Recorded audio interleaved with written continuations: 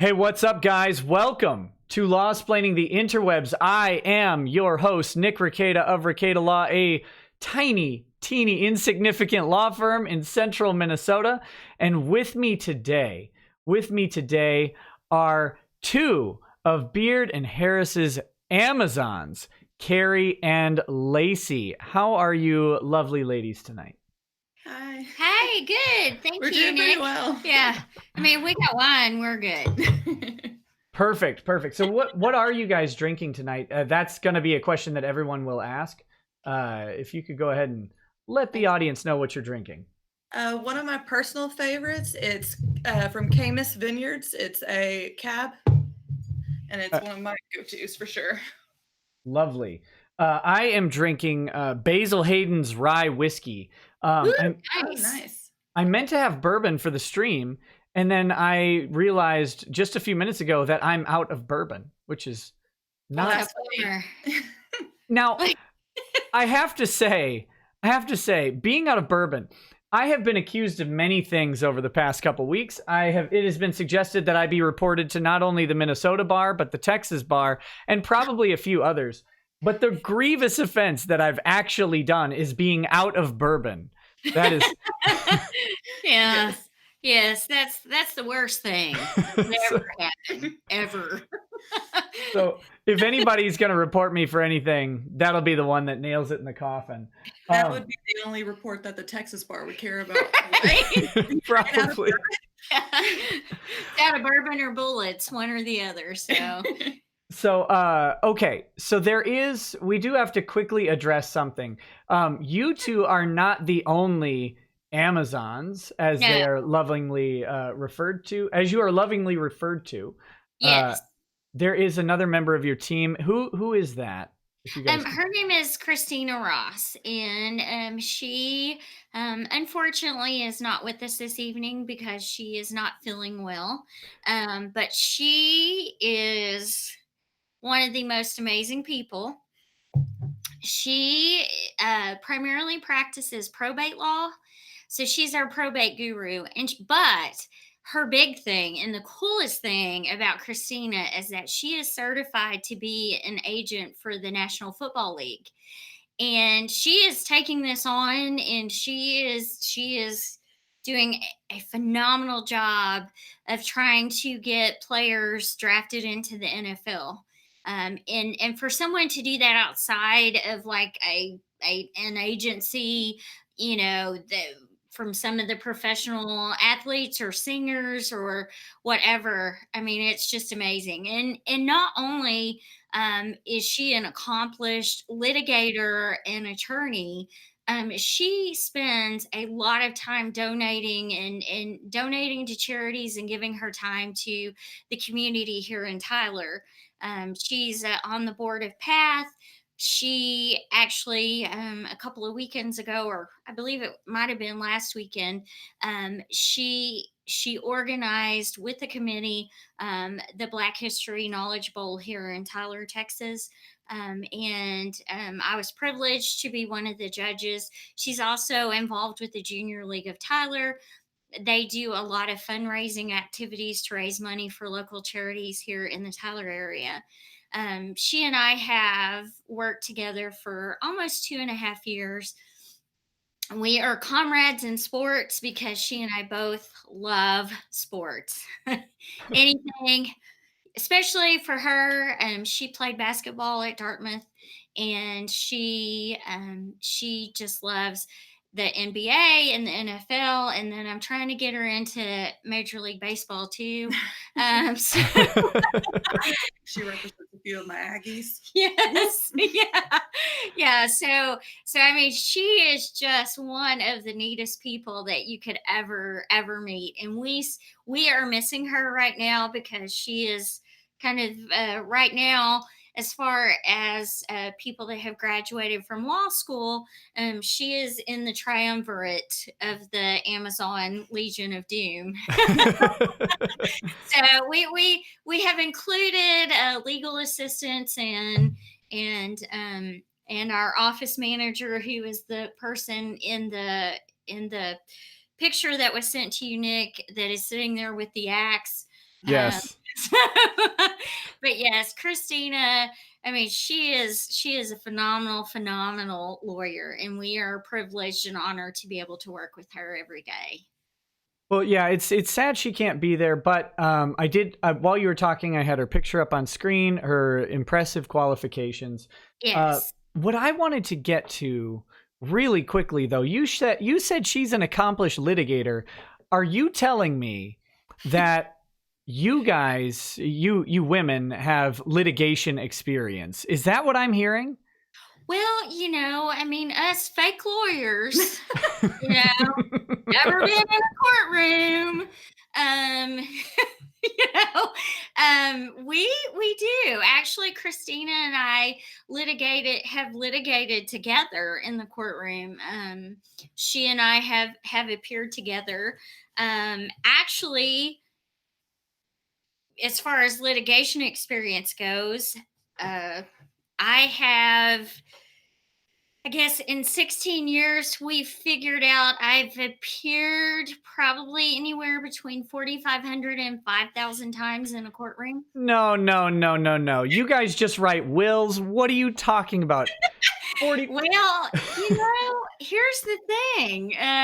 Some of us, well, not some of us, all of us have spent considerable amounts of time in courtrooms, whether it's been in the state of Texas or in my case, in Colorado and Missouri and Oklahoma and Texas and in bankruptcy courts located all over the United States. And in an immigration court and appearing before the Veterans Administration as well. Well, that's fantastic. So you guys have broad range of experience. I just have to get that out of the way because that's one of the fun criticisms that has come across is that you guys are, you're not a litigation heavy firm. Yeah, we've never litigated before, not ever. I mean, right, Yeah. Probably not even real. Okay, so I have a bunch of questions for you, but I know there's the way the show works, there are people who pay to ask questions. Yes. And one thing I've been terrible at lately is making sure that when they ask a question to my guests, that my guests are still present for the questions.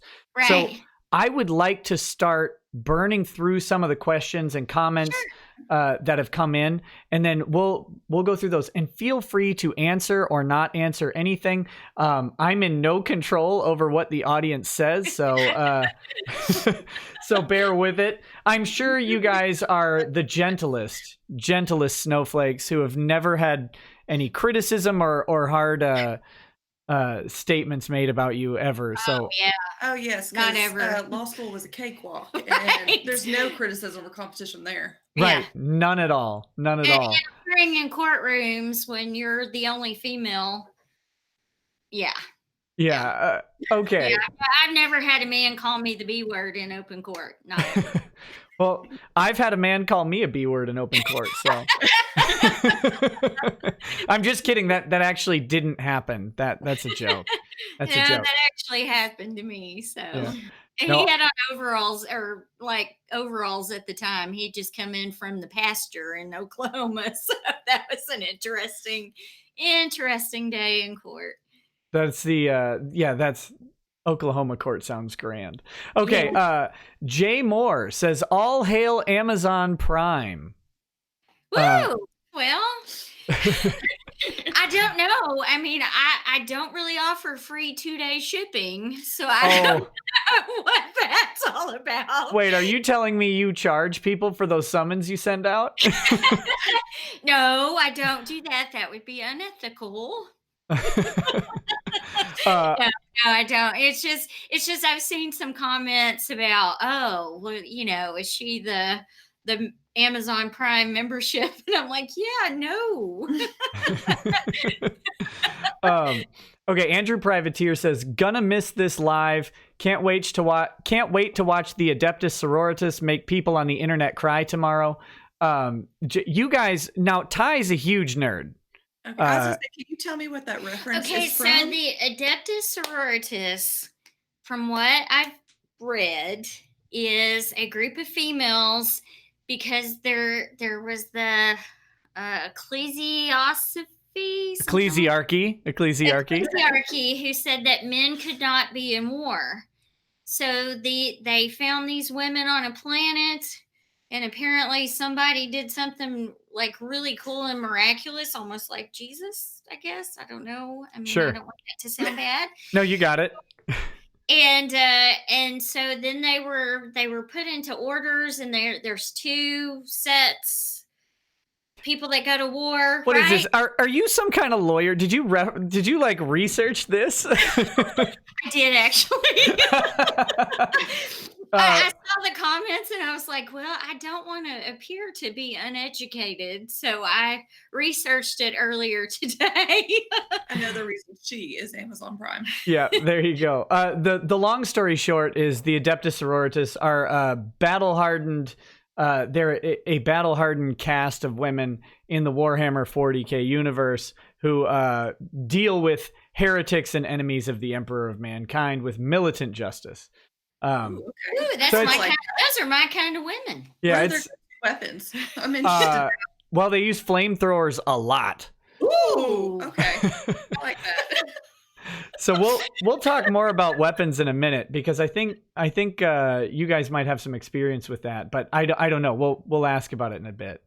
So Captain Weeb 56 says, "Hey Nick, it's awesome to see how much good you've done for Vic and how the channel has grown. Keep up the amazing work. God bless you, buddy." Back at you, Captain Weeb. Thank you. Ethan Hunt says, "Y'all know the fake internet lawyer isn't going to let women speak on his show. He hates strong women's. Fake news. Seriously though, Nick, keep up the good work. Keeping us entertained and educated." Yeah, that was one of the criticisms from a certain voice actress. She said that I hate when strong women speak up, which is if you've ever met my wife, I deal with a strong woman speaking up all the time. And if you have daughters, you do too. Yeah, we're not even going to talk about them. They're rude, straight rude.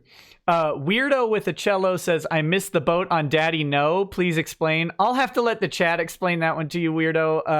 I'm not going to do that right now. Juno of the Horseman says, "Yo, Nick, just finished the tribute video I was making for Vic and his fans. I emailed it to Vic and just waiting for him to see it. After he sees it, I'll make the video public." Oh, that's very nice. Thank you. And then Scary Things Are Scary says, "All hail Thought Slayer Rekieta. Amazon's a symbol." Are you guys familiar with the term thought, T-H-O-T? Regrettably, I am. Yes. Attending law school in a college town. Yeah. Okay, so yeah, you're aware. Yes. And I have to say that I was a freshman in college when Lacey was born, so I'm out of it. Okay, thought is an acronym. It stands for that hoe over there. So it is useful at times, and at other times it might get you disbarred. Well, in Texas, a hoe is a gardening tool, so I don't know. Oh, don't worry. I think everywhere a hoe is a gardening tool in many ways. Okay, Makuro Nico says, "Hey, in a similar vein to last night about your friend Drexel, Yellow Flash posted a video about the left criticizing Will Smith being cast in a role and that he's not black enough to play the role. It's literally racist." Yes. Yes, I saw that it's to play Venus and Serena Williams' father in a movie, and they're saying his skin is not dark enough. Well, I know what he better not do. he better not try and darken it. I'm taking the role. Hello. Okay. Let me say, what do we got here? PGN Deku says, "Your firm's phone number should be 1-800-GET-WRECKED. That's a good idea." Cass, taking note of that and telling Ty. Yeah. Cass Michael says, "I'm glad Vic lawyered up. Citrus got real." Citrus got real? Thanks. Well, let's talk about that. I think this is a good point to pause the chats for a second and talk about that, because so what no one expected Vic to lawyer up, and you guys, I'm not going to ask you anything super specific about this case. Of course, we all follow rules, shockingly. Yes. Yeah, those ethics rules, like like the first rule you learn in law school is how we zealously represent our clients, and we determine how we zealously represent our clients. And if that means we have a voice about our clients, guess what? We have a voice. Are you telling me that it's not against the Texas rules of professional conduct to send a tweet to a prospective defendant? No. I swore that was somewhere in there, like in ABA Model Rule 8.4 or something. Well, I mean, I guess that was in somebody's dream ethical rules, I guess, but not in the real ethical rules. And if anybody would know about that, that's Lacey, because she's been studying for the bar. In the past, I think, year took the test for professional responsibility. Definitely was not one of the rules that I had to study, memorize, and answer questions over. No, and of course that's ridiculous. Lawyers contact people all the time. Lawyers announce litigation ahead of time all the time. All the time. But what I wanted to get to was you guys don't typically represent a person in Vic's situation, right? You don't. You guys are not out there representing. I don't want to call him a public figure. I don't know that that's accurate. I know that's one thing a lot of people are hanging their hat on. They're like, well, he's a public figure. People can say whatever they want. I don't know that that's true. But either way, he does certainly have some sort of following and fan base. And so, and the news about him did come out at least within a community. But do you guys normally deal with stuff like that, or is this a new sort of turf for you there? As far as me, no. I've actually handled defamation cases before, so this is not new to me. And the cases have involved allegations of sexual assault or rape. So this is not my first time at a rodeo with a defamation case. Right, but as a firm, what I'm talking about is Beard Harris as a firm. Yeah, typically, my understanding is most of your clients are not people who are kind of out in the public zeitgeist as frequently. Exactly. I mean, we have some clients that for this area are very well known name wise. I mean, they have their names on buildings and such, but for the most part, not someone whose voice is recognizable or who has like a really cool fan base necessarily. Now, Christina is working on that with the sports agency, because she could have some clients that are drafted in the first round of the NFL, and then, they would be. So Right. Absolutely. So what was it like kind of stepping into this situation where there's at least one corner of the internet that has been buzzing about this? I mean, by the time you guys were brought on, things had moved pretty significantly from the original, and you don't have to talk about when you came on, but from the time that this really started, which was January 16th, to the time you guys were brought on, there was a significant buzz going on. And of course now, lots of my channel, of course, other people's channels are talking about it, and a lot of people are watching. So is there anything different, or is it business as usual, or what's that? I guess what's that like for you guys? Oh, well, I would say, and Lacey, please feel free to jump in.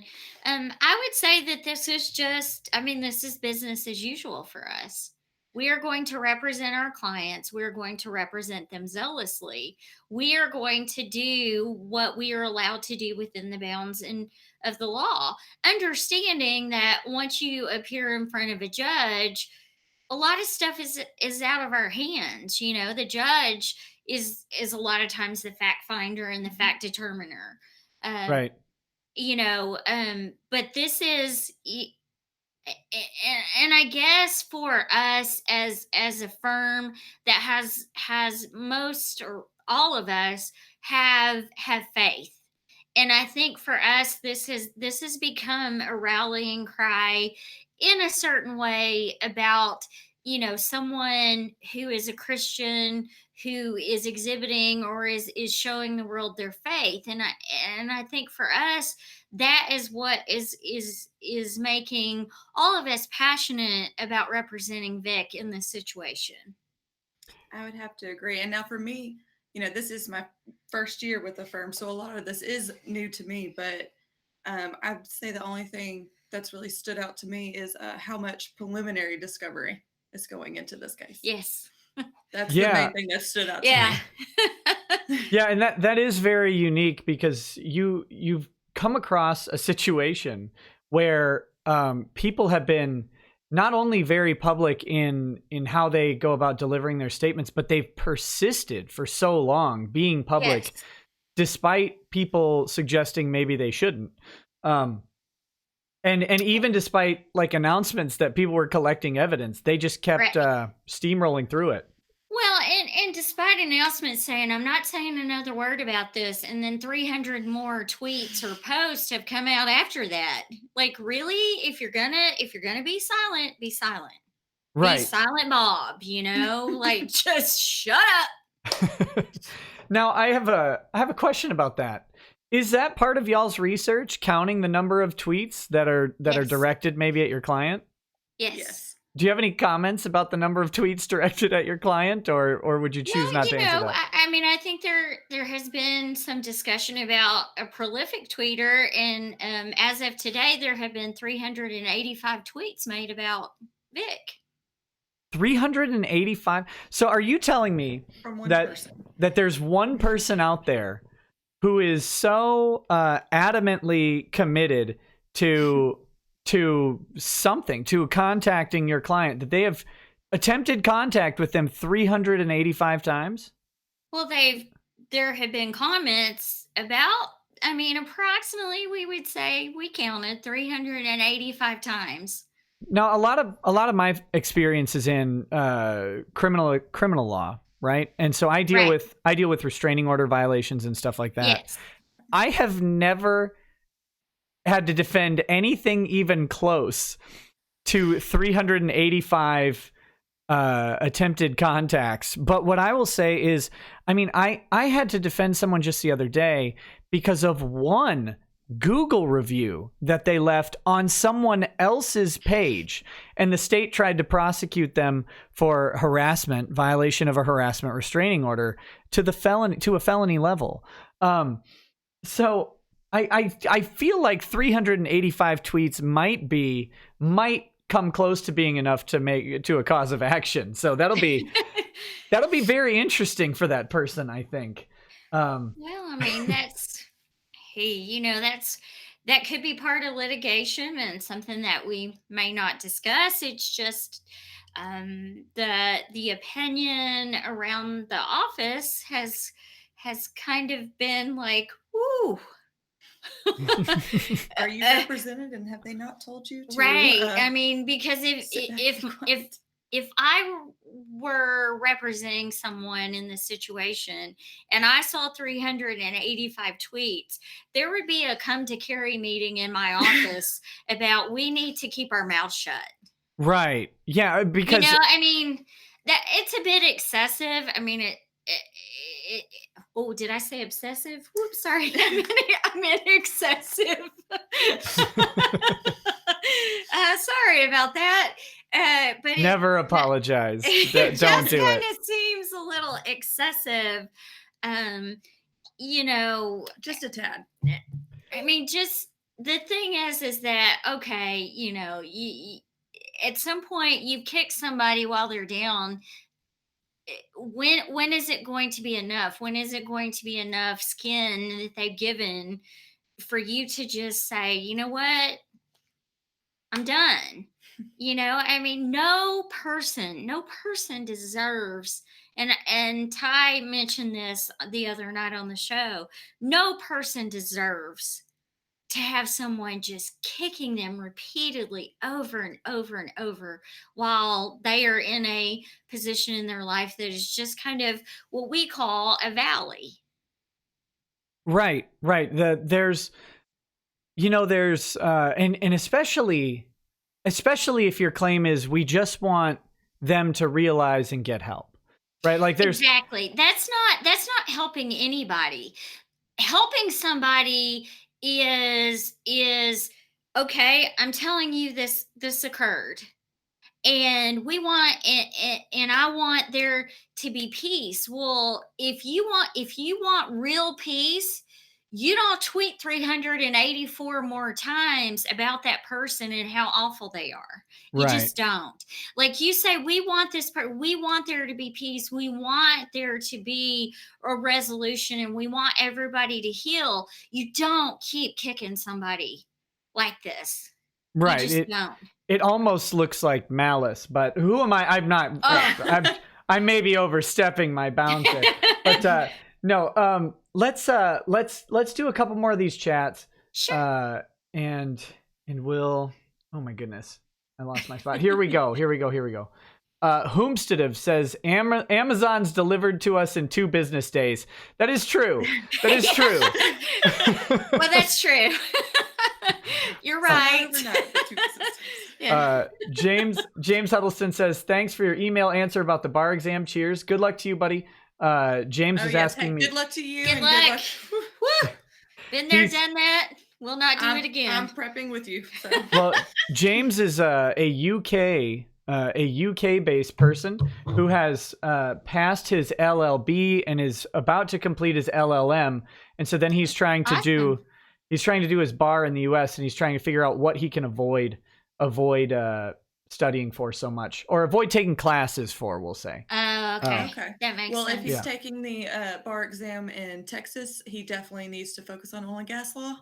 That is a class that many law students in Texas avoid, and then it gets to the bar, and you're like, "What? We have a whole question on that?" Yes, we do. And that's why I went to Colorado. Lucky for me, I grew up in the oil field and love it, and that's one thing I want to specialize in. So I'm in Minnesota. I'm in Minnesota, so our bar question was about lutefisk. Talenseer asks, are we allowed to know which of you are licensed in California? Do you guys... Now, that's probably because of my misunderstanding. I was under the impression that someone at the firm was licensed in California, but I've heard that's not true. That is not. Well, so that means you guys... There's no possible way to sue someone who might be in California and not in Texas then. So checkmate. No, that's not how it works. That's not how the law works. Guess what? You can actually, as long as you are licensed in a state and are in good standing with the bar in that state, you can appear in other states' courts that you are not licensed in, and it's called pro hoc vice. In some states, you have to associate with local counsel. In other states, you can request to appear for one hearing or for one case only. The bars are just trying to make sure that you're not trying to use pro hoc vice to appear in numerous actions within their state. Then they would require you, especially California, because they do not have what we call reciprocity. So that means there are some states that if you're licensed in that state, you can go to other states that they have reciprocity with. And as long as you've been licensed for a certain amount of time, you don't have to take the bar exam. But the thing is that the cool part about going to law school in other states, as Lacey and I both did, or with people going to Baylor or University of Texas or SMU, is that you kind of get to meet people that go practice all over the country. And so you can contact them and say, hey, I need somebody to associate with as local counsel. And then as long as the court approves for you to appear in the court, you can appear. And you don't necessarily have to have the local counsel with you when you appear in California. That's my understanding. I'm not going to quote that 100%. I read the rules doing research a couple of days ago, but it appears that if we can associate, or not even that, associating with local counsel in California will allow us to sue someone in California. Yeah, that's it's interesting that there are ways around. It's almost like when you guys take on a client, you might know some of this. But certainly, I'll put this offer out there publicly. If you guys need help finding a lawyer in California, I'm sure your network is bigger than mine, but I do know a person or two who I'm sure would love to help out. Well, that would be great. Hey, we love as many new possible network connections. Yes. We have our own, but we're always open to more. Right. Yep. And it's great to be able to send cases. I've actually sent a couple of criminal cases to friends in other states that are practicing in states that I'm not licensed in. We've received referrals from people out of state for cases here in the state of Texas because they're not licensed here. I mean, it's great to have that network out there. Awesome. Okay, so the next question. Seriously, this thing is moves on me. It moves on me. The second I go to answer a question, it moves, or ask a question, it moves. Okay. Crasane says, "Death to the false emperor for the Black Legion." No. No, that's a Warhammer. That's a Warhammer reference. Yes, that's a Warhammer. Okay. Yes. Keck7Go says, "When your client brings a case where they feel severely wronged, but they have no legal right to their outrage, is it proper/ethical to either talk them down or try and find some justice? Hypothetically, I was fired for being gay in Texas, and that's wrong." Well, I mean, yeah. I mean, that's more of a federal question than a state question, because there's the Civil Rights Act, but or the Anti-Discrimination Act. Sorry, I get things. But the thing is that you would sit down and you would take a look at the facts, because the facts are what are going in. And Nick, you know this as a lawyer, you have to take a look at the facts and you have to determine, is this a case that a judge in this area would take? And the thing to understand is that a lot of times it depends on the judge that you're going to get as to whether or not there can be what you call justice, because technically, I mean, what justice is open to interpretation. Right. Gawker's Death Rattle. This is a public service announcement to everybody. The Horus Heresy is on sale at Humble Bundle for cheap. It is. Go buy it if you want a good spot to start Warhammer reading. That's a great way to do it. You can get like a bunch of books for $15. Cool. Cormoran says, "It is the dawn of the second millennium. The Sisters Amazonia of the Adeptus Sororitas lay waste to the courtroom of the Age of Terror. Humanity ekes out a heretical existence in the grimdark present, and there is only law." Sakaki Onse says, "The Amazons of Beard. We like our Amazons just a little on the Texan side. Awesome that y'all are willing to spend time with us poor folk everywhere that isn't Texas. Hashtag everything is taller in Texas." Well, no, not me. You can't quite tell because we're sitting down. But if we stood up, you would see a definitive big difference between the two of us. Difference between the two of us, but we are born and raised Texas girls. So, okay, let's figure out how to move into some of these next questions. Okay. So you guys, how long have both of you been at Beard and Harris? I have been here since August of 2016. Okay. And Lacey? And I've been here since just this past September, but while I was in law school, I also interned here my summer of 1L year. Now, as you guys know, and the audience knows, on Monday we interviewed Mr. Ty Beard. Yes. What is the it like? Coolest guy ever. Like, wait a minute. So cool. I mean, outside of my dad. My dad's pretty much the coolest guy ever, but Ty's pretty close in my world. So yeah. Now here, I'm about to ask what it's like working for an overbearing misogynist who derogatorily labels you the Amazons, and you're saying he's a cool guy? First off, being labeled the Amazons is in no way derogatory at all. Oh, guys, it's too late for Lacey. The misogyny is internalized. Gosh. Yeah, I'm sorry. No, I'm enjoying it. Well, I mean, Nick, as far as I'm concerned, the first day that I interviewed with he and Mr. Harris, his mom was deathly ill in the hospital, and he came to interview me. And then as we were talking, we realized that I go to church, I attend church with one of his both of his daughters now, and I was like, "Is that your daughter?" And he goes, "Whoa, wait a minute." He said, "I was going to hire you anyway, but now this makes it even cooler." And the thing about Ty is that he is one of the smartest people I've ever met.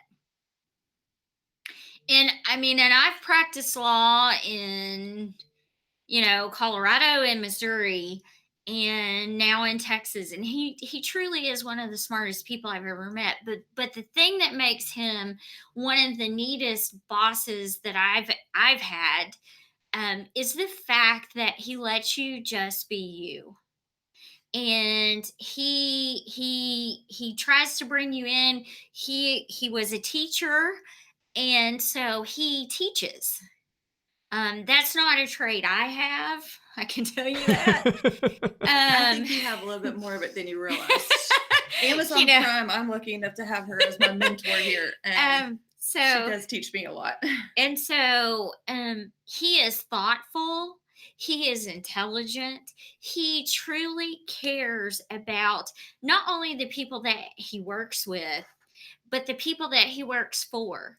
And he is responsive to those people, and he feels that those people are like family, which is what has led me to want to be here to learn from him. This is one of the best work environments I've ever worked in. It is a great group of people. We are a family. We celebrate birthdays and holidays. We celebrate May the 4th be with you. And we go all out for May the 4th be with you. And I personally have had a rough couple of years. And because of the people here, especially Ty, when I'm having a bad day, I'll say, "Ty, this is what's happening in this and this and this." And he will come to me and he'll go, "Okay, chin up. And this is what we're going to do. And this is how it's going to happen." But it's also the faith in you that he has and the confidence in you that he has that makes you want to be the best person that you could be. And there are very few people that can do that. I hear you, but I've also seen that hand grenade on his shelf, and I know he's got it. Is it that simple? He's sitting right off camera right now, like, you better give me a good recommendation. No, actually, he's not even here. He's actually up in the Dallas area, so he's not here to hold the proverbial gun to our heads. Wait a minute. What is that? What is that? This is my baby. This I got at one of the partners here, Senator Hughes, at his birthday party. I got this at an auction. It is my 9mm Kimber, and it's the Texas edition. It's got the "Come and Take It" on it. It's one of 1836, and it's got the state of Texas with the Texas flag in it. And that is fantastic. And for all of those who are about to freak out, it's completely unloaded. Nothing in it. Because they know better than to allow me to be around things with bullets. Right. Now, well, you've also got that will change when I go shoot skeet and play with this one a little bit. But as of right now, it's not loaded. Well, that's good because you have a glass of wine right in front of you. We wouldn't want. I'd have to pull this stream down right away. No. Yes. Please don't report me to the bar. Not that they would know who I am at the moment. But so are you telling me that your hobbies and pastimes include firing high velocity projectiles out of very cool instruments? Yes. With my family, it's a holiday tradition now that I started whenever I got into college. When I come home and we do our holidays, as soon as we're done with the big meal before we start watching football or baseball, depending on what season it is, all of us cousins and siblings go out and we shoot skeet. Well, there you go. What about you, Carrie? Do you partake in firearm usage? I have not ever fired a firearm in my entire life. But we will be fixing that, hopefully. Yeah, get on that because if nothing well, else.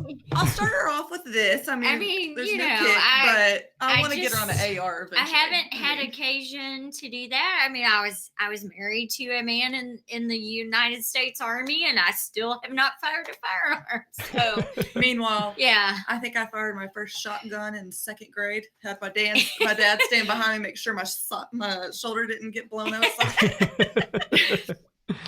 Yeah. Okay. Fantastic. You guys will have to come up to my house and we'll do some skeet shooting in my backyard. That'd be fun. That'll be fun. Well, I would love that. We'll see if I end up getting sued. Just kidding. That's a joke. Dobu says, Camus Cab and Basil Hayden's classy all around. Yes, thank you. Thank you. Thank you. Bill Keller says, could Kavanaugh ever sue any of his accusers? That's a really theoretical question. Potentially, but probably not anyone who went before and testified under oath, I don't think. Yeah. Not easily. And now he's a United States Supreme Court justice. What, like, they didn't prevent that from happening, so what good would it do? Yeah. At this point, even if he could, it'd be a bad choice. Yes. I do have to say, there was a super chat that came in. I'm going to read way out of order. It's from a guy named Bob Rekieta. And he said, how dare I let you guys get away with saying Ty is the coolest person. He's okay, hurt. Nick is one of the coolest people too that we've ever met. There you go, Bob. Oh, I don't think that's what he was looking for. Is he wanting to be claimed the coolest person? I'm guessing okay, Bob, you're the coolest person. Yeah. That we have never met. I disavow that unless he puts $100 up. We'll see. Okay. Gengio says, have you ever tried mead before? It's great. I have. I like it quite a bit. I haven't. Yes. But I'll have to. I have. Definitely try it out. I'm not a beer guy, but I like mead just fine. Yeah. Jason, and especially warm, it's really cool. Jason the Chaotic says the Amazon Legion of Doom is greater than Marvel Avengers. Wow, that's pretty awesome. That's really cool. Schwanz Gruberman tells me not to read this, so I won't. I'll respect that. RN Artist says, did you like that DBZ Son Niku fan art? Yes, I did. Absolutely. Thank you so much for that. Short Round says, should have worn a wig and streamed in trans face. No. Talking about you. Yeah. Like, what? No. I was like, I was about to say a wig? What? Y'all would have to put on, y'all would have to tuck it up under a very short wig. If I was going to put on a wig, I feel like it would need to be a dolly wig because I can only go bigger. This hair, I can't go tamer. Right. Let's see. Cogboy says that feel when no smart lawyer girlfriend. Aw, sorry, buddy. Keg7 Go says, the beautiful lady with the glasses looks like my mom from the late 80s. How did you choose to pursue law, and how is it entering such a male-dominated industry as justice? Or that is how I perceive it. Only seeing the movies and Judge Judy when it comes to court. Okay, so how did you choose to go into law, and what's it like entering a male-dominated industry? Because I get the feeling, I want to piggyback on that question a little bit. I get the feeling that, because you guys are supporting, or representing, I should say, Vic Mignogna, who is accused of being an absolute horrifying person, and horrific misogynist, and as well as working under the infamous Ty Beard, who we all know as domineering. What is it like? Like, have you guys ever had to deal with I guess judgment or issues because of your gender? Yes. No.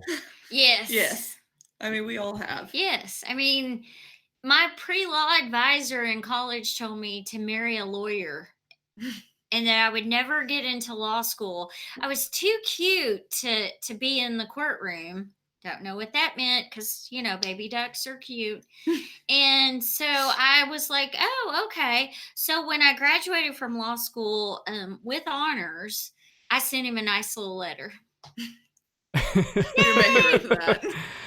Uh, and then I was in court for a hearing, and the opposing attorney kept calling me little girl. And so finally, the judge, who'd been on the bench for about 30 years, and of course, I mean, Nick, you've been there. I mean, those judges that have been on the bench a long time, they're like, doo doo doo, and they're not paying attention because, it's just people squabbling sometimes. And yep. he kept calling me little girl and kept calling me little girl and kept calling me little girl. And so finally I was like, Your Honor, I would ask that every time he called me a little girl be stricken from the record.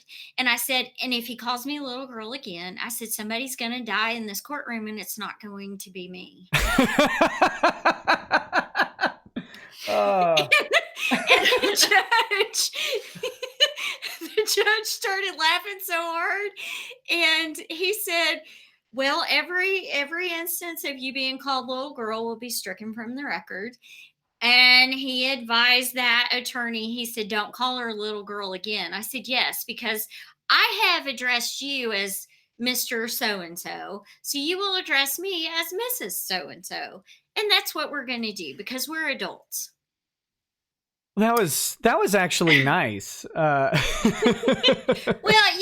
the time I didn't know the word throat punch. Right. Had I known that word at that time, that's probably what I would have said. But there's something to that though, and that's something that I don't know if a lot of people understand how maybe they probably do. I don't mean to be condescending. I'm not.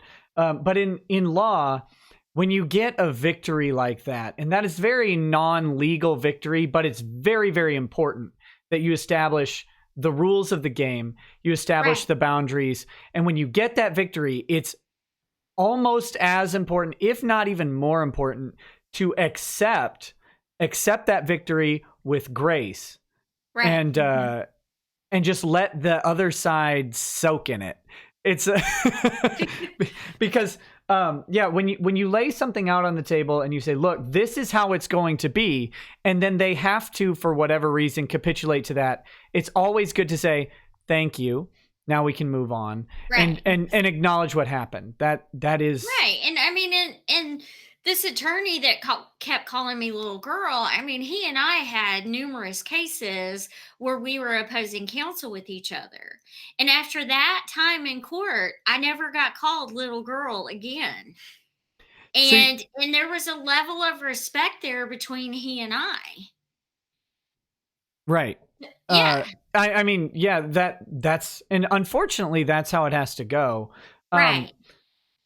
I mean, and I'm sure Lacey can attest to this. I mean, when you're in law school, you have lots of opportunities to do ends of court and to do externships and to appear in courtrooms. And I'm sure she's been told, because she's a very beautiful woman. I'm sure she's been told by multiple men, well, if we had women that look like you and when I was in law school, I would have flunked out. We'll flunk out. Yeah. Like go ahead and get out the way. Go on, because I didn't come to, I mean, and I'm not trying to speak for Lacey, but I didn't go to law school for somebody to look at me. I went to law school because I wanted to help people.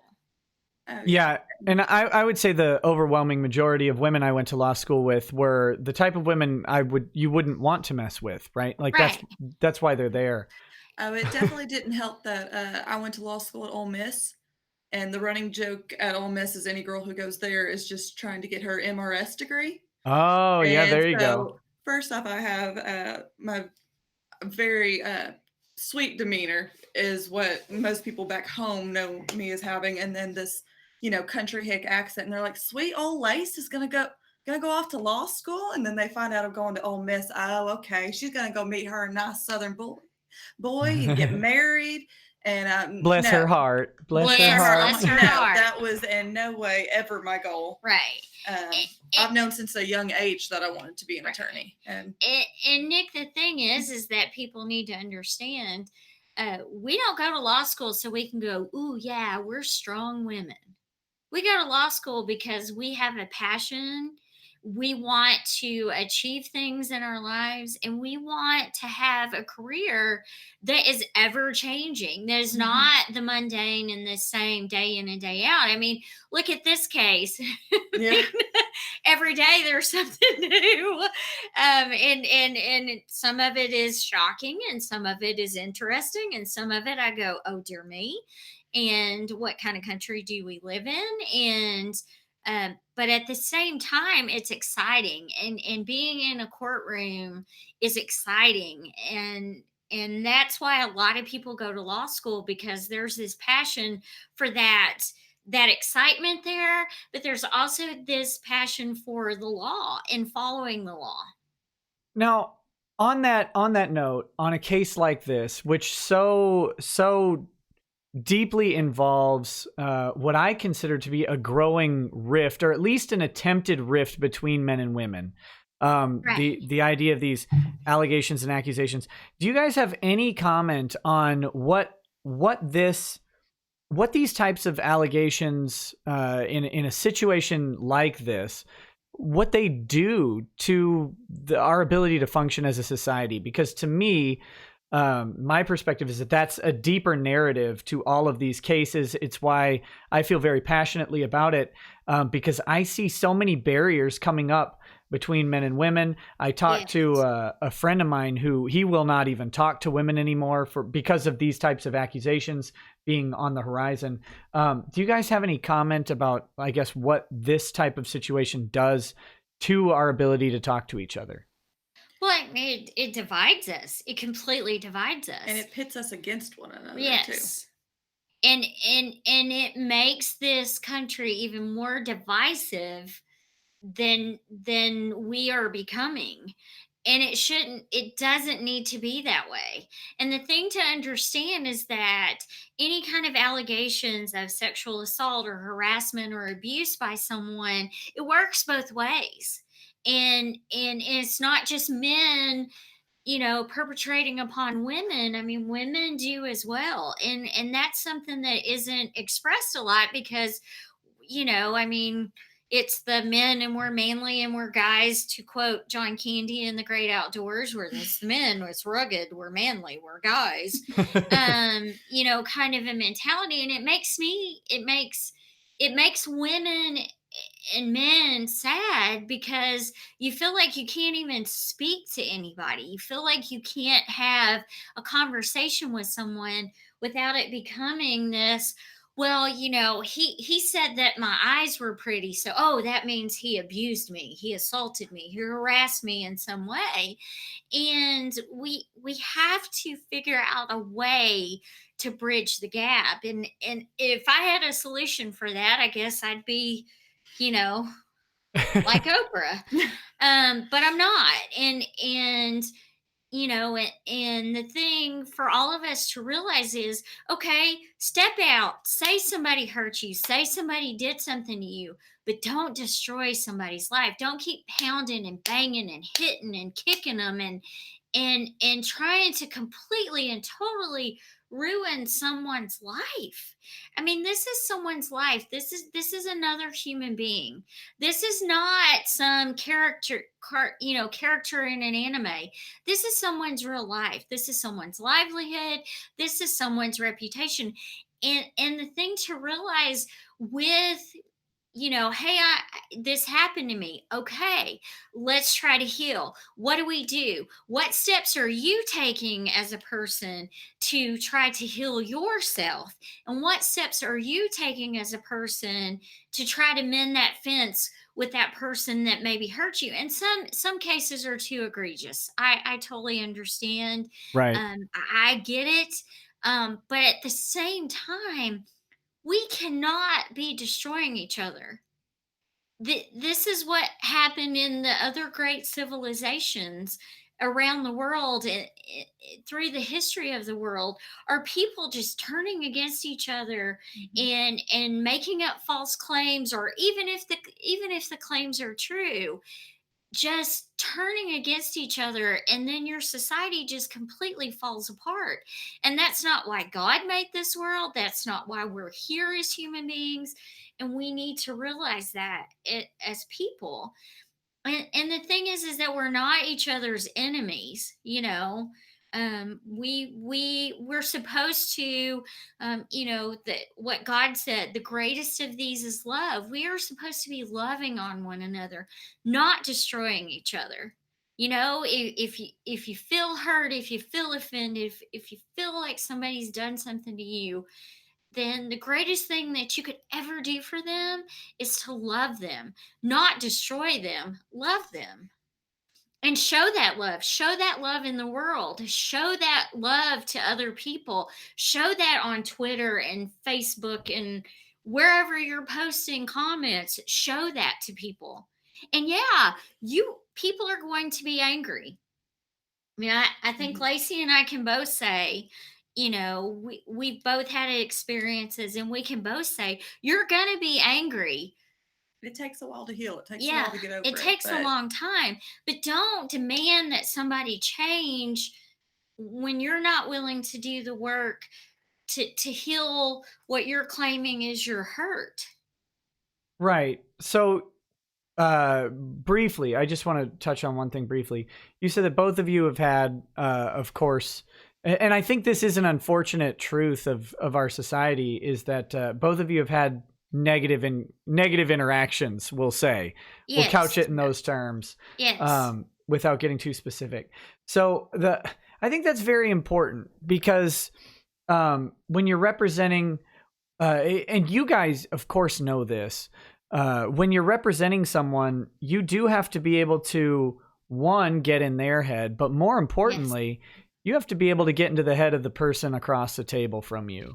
Yes. And sometimes that means learning to find out if you can manifest the anger towards your own client that you think is going to come from the other side. Right. That's part of understanding people, and that's Right.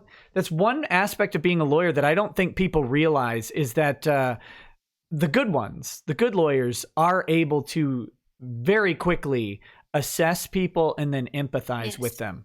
Yes. And And I yeah. think it's one of the first things that we have to learn Yes. in representing our clients, as well as going up against, opposition, is we have to think about every possible move and reaction that the opposing parties will have, as well as how to deal with those, Yes. and how to, in a strategic and successful way, to Yeah. where we move forward and closer to justice or Yeah. settlement, or an agreement, something to Right. where both parties or our client is satisfied. perfect.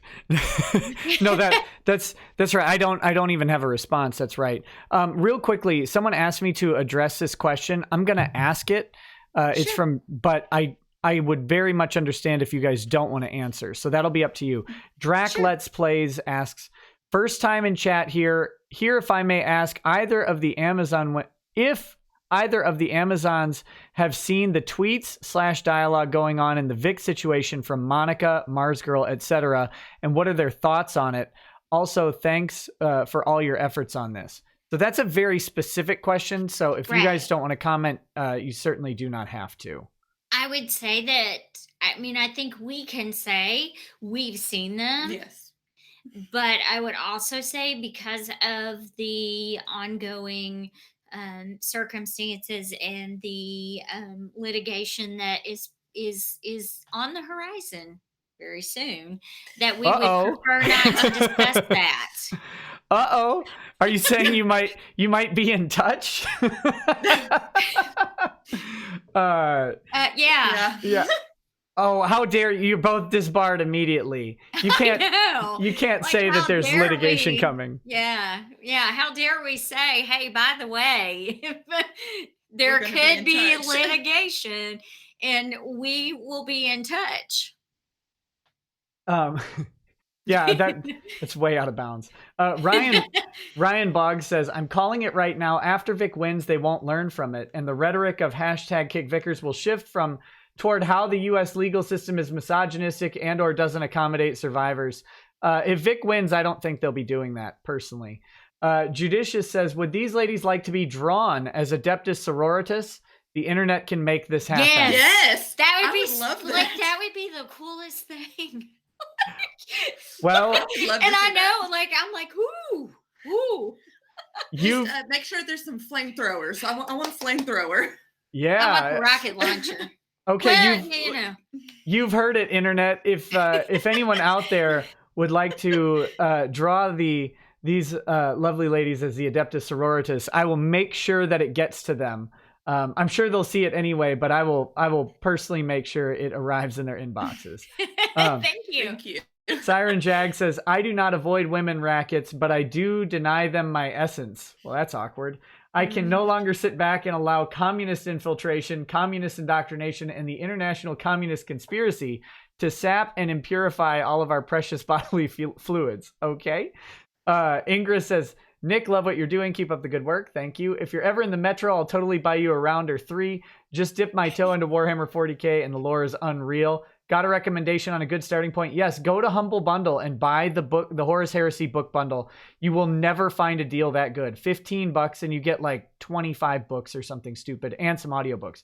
Check it out. Yeah. Automata. It'd be cool to have that kind of time, but yeah. Right. Automata says is that a Latin motto for know your enemy behind you on the yes it is. Yes it is. There you go. That is our Yeah, that's our motto. Joey Jojo says Amazon Prime has a great series called Amazon Riders. In it, a character is named Amazon Alpha. I think he needs to hand that title to these ladies. So there you go. Oh, thank you. That's so nice.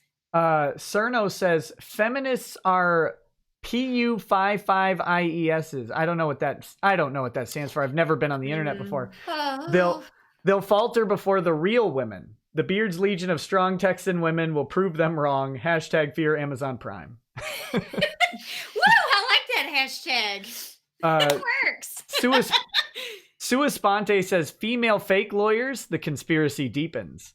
Scary things are scary. Says fake confirmed. I'll tell Ron and Shane immediately. Do you know Someone may want to let the courts here in Tyler, Texas, as well as surrounding areas know. Yeah, and we may have some very angry clients and judges. Right. Well, and the fact that the Supreme Courts of Colorado, Missouri, and Texas have somehow found it fit to say that I could practice law. Yeah. This fake person. They checked into it. They checked into it. I mean, and not many people, and I think Nick, you know this, not many people are licensed in multiple states. So no, not usually, because you need a practice that suits having that kind of licensure, which is not easy to sustain for a lot of people. No. I mean, the CLE alone is just kind of a cornucopia of whoa. Yeah, when are you not watching lectures? Do y'all get to do all of your CLE online in Texas?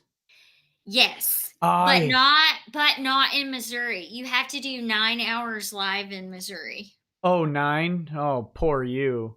I know. in Minnesota, we're limited to 15 hours over 3 years online. Right. Oh, okay. It's horrifying. Yeah, in Missouri they limit you to 6 hours, kind of what they call online self-study, and the rest of it has to be live. So a lot of times I've been on the telephone, like, yeah, I'm here, and then the lecturer will say, "So who would like to chime in?" Yeah. Me. Let's see. Schwanz Gruberman says Nick has been in court over 9,000 times. That is not true. He thirsts for blood and skulls and whiskey. He has turned his back on the emperor and single-handedly killed 6 million orcs with a whiskey bottle. Okay, I have to do some you have to do self-care from time to time. And my life has become very, very stressful as of late. My activity is important. Cheers. Yes. Cheers to the self-care. Thank you. This is how lawyers self-care right here. Ooh, I like that glass. Oh yeah, I got it in Chattanooga, Tennessee. Ooh, nice. Okay. Go Vols. Yeah. Yeah. Okay. Out of curiosity, and be as brutal as necessary, you guys have seen my talk on this case. Right. Have I said anything even close to being incorrect? Have you guys caught anything? Because I'm getting told by people on the internet constantly that I don't understand tortious interference. I don't understand how lawsuits work. Lawyers. Well, I mean, I don't want to be derogatory. Oh, that's true. Or defamatory. Right. But have you guys and if you have, please let me know. This is one thing I try to do. Texas is not my jurisdiction, so I work really hard to be correct. But if I'm not, I definitely want to be corrected. Do you guys have anything that you've noticed that I've commented on this case that is either outlandish or improbable or anything like that? No. And we would tell you. Yeah, I would hope you would. Well, no, I mean, seriously, I would tell you because I like to be black and white ethics lady, and we're going to follow the rules all the time. Mm-hmm. Yes. So, yeah, no, I would tell you. And that's the thing I don't think people understand is I would relish correction if it was from anyone who might know. Yeah, but someone who isn't a lawyer, you don't get to tell me how I need to be a lawyer while you're saying I'm not a real lawyer.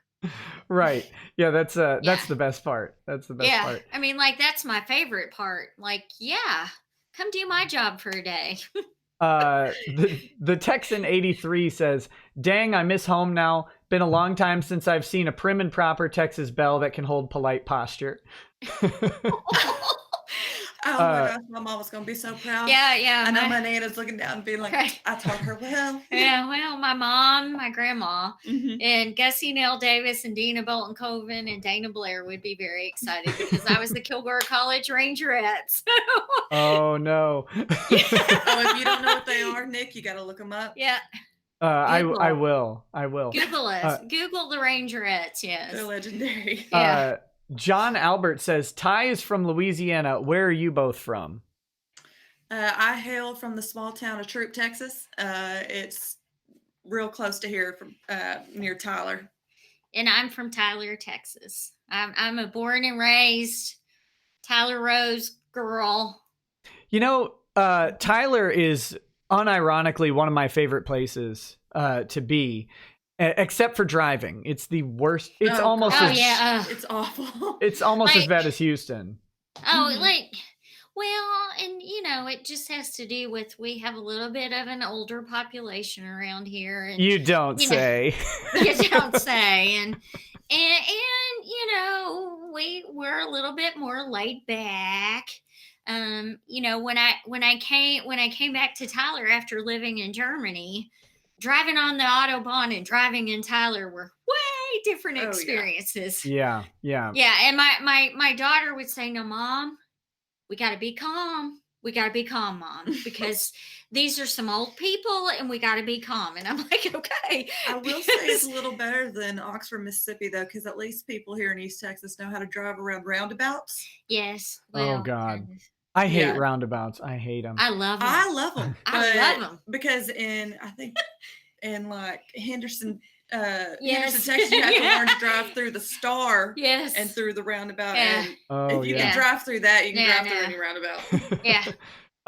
Okay, let's see. Shin Ryuji says, "Did you see the video where I took your massacre and turned you into an ace attorney lawyer, Nick?" No, I haven't yet. I have been so busy the past couple days. I haven't had time to watch any videos.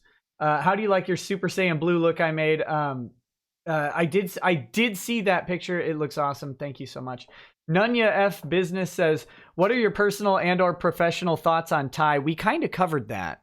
But if you guys wanted to add anything, you certainly can. I was going to add, going back on that, in my initial interview with him, we're both history nerds. I prefer World War II history. I think Ty may be more of just a war in general, history nerd. Yeah. But as well as for those out there saying he's overbearing, I remember quite well that my initial interview ended with me teaching him about rhetorical theory, because I had just finished graduate school and was attending law school, and so he wanted to know about my master's degree, and I ended up spending the bulk of our interview teaching him about rhetorical theory. Now, your master's is in communication, right? Yes, that communication studies, and I emphasized on rhetorical theory. And within that, I studied the rhetorical theory of gender, sex, citizenship, and race. Oh, so you know all about these kinds of conversations that have been going Yes. on. Like you Yes, I literally do. are specialized in them. Yes. How embarrassing for whatever phone book attorney ends up sitting across the table from you guys. Okay. CNN Slayer says Texas finest, beautiful Southern ladies right here. Very Thank much. you. Lily Liver says, why do the Amazons hate women? Internalized AF. I didn't know I hated women. Me Oh, wow. either. Believe me, you're going to be told how much you hate women very soon, I'm Really? guessing. Huh. Craig Litton Okay. says, compare these chairs to Shane's Kick Vic chair. The SJWs don't have a chance. Oh, my gosh. Yes. Guys, I hear Shane wants to come on the stream. I'll have to check the Office Max dumpster. Keck7 Ghost says, watching Amazon Prime trying to explain Adeptus Sororitas was one of the most adorable things ever.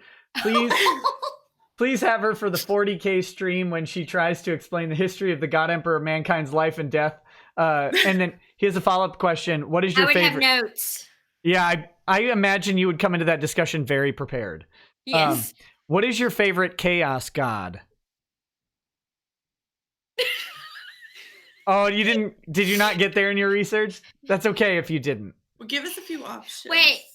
Oh, there was one that was really cool that I was like, yeah, that's me. And now I can't remember the name because I'll give you the names. Okay. There's Tzeentch, there's Slanesh, there's Korn, and there's Nurgle. I like the name Nurgle.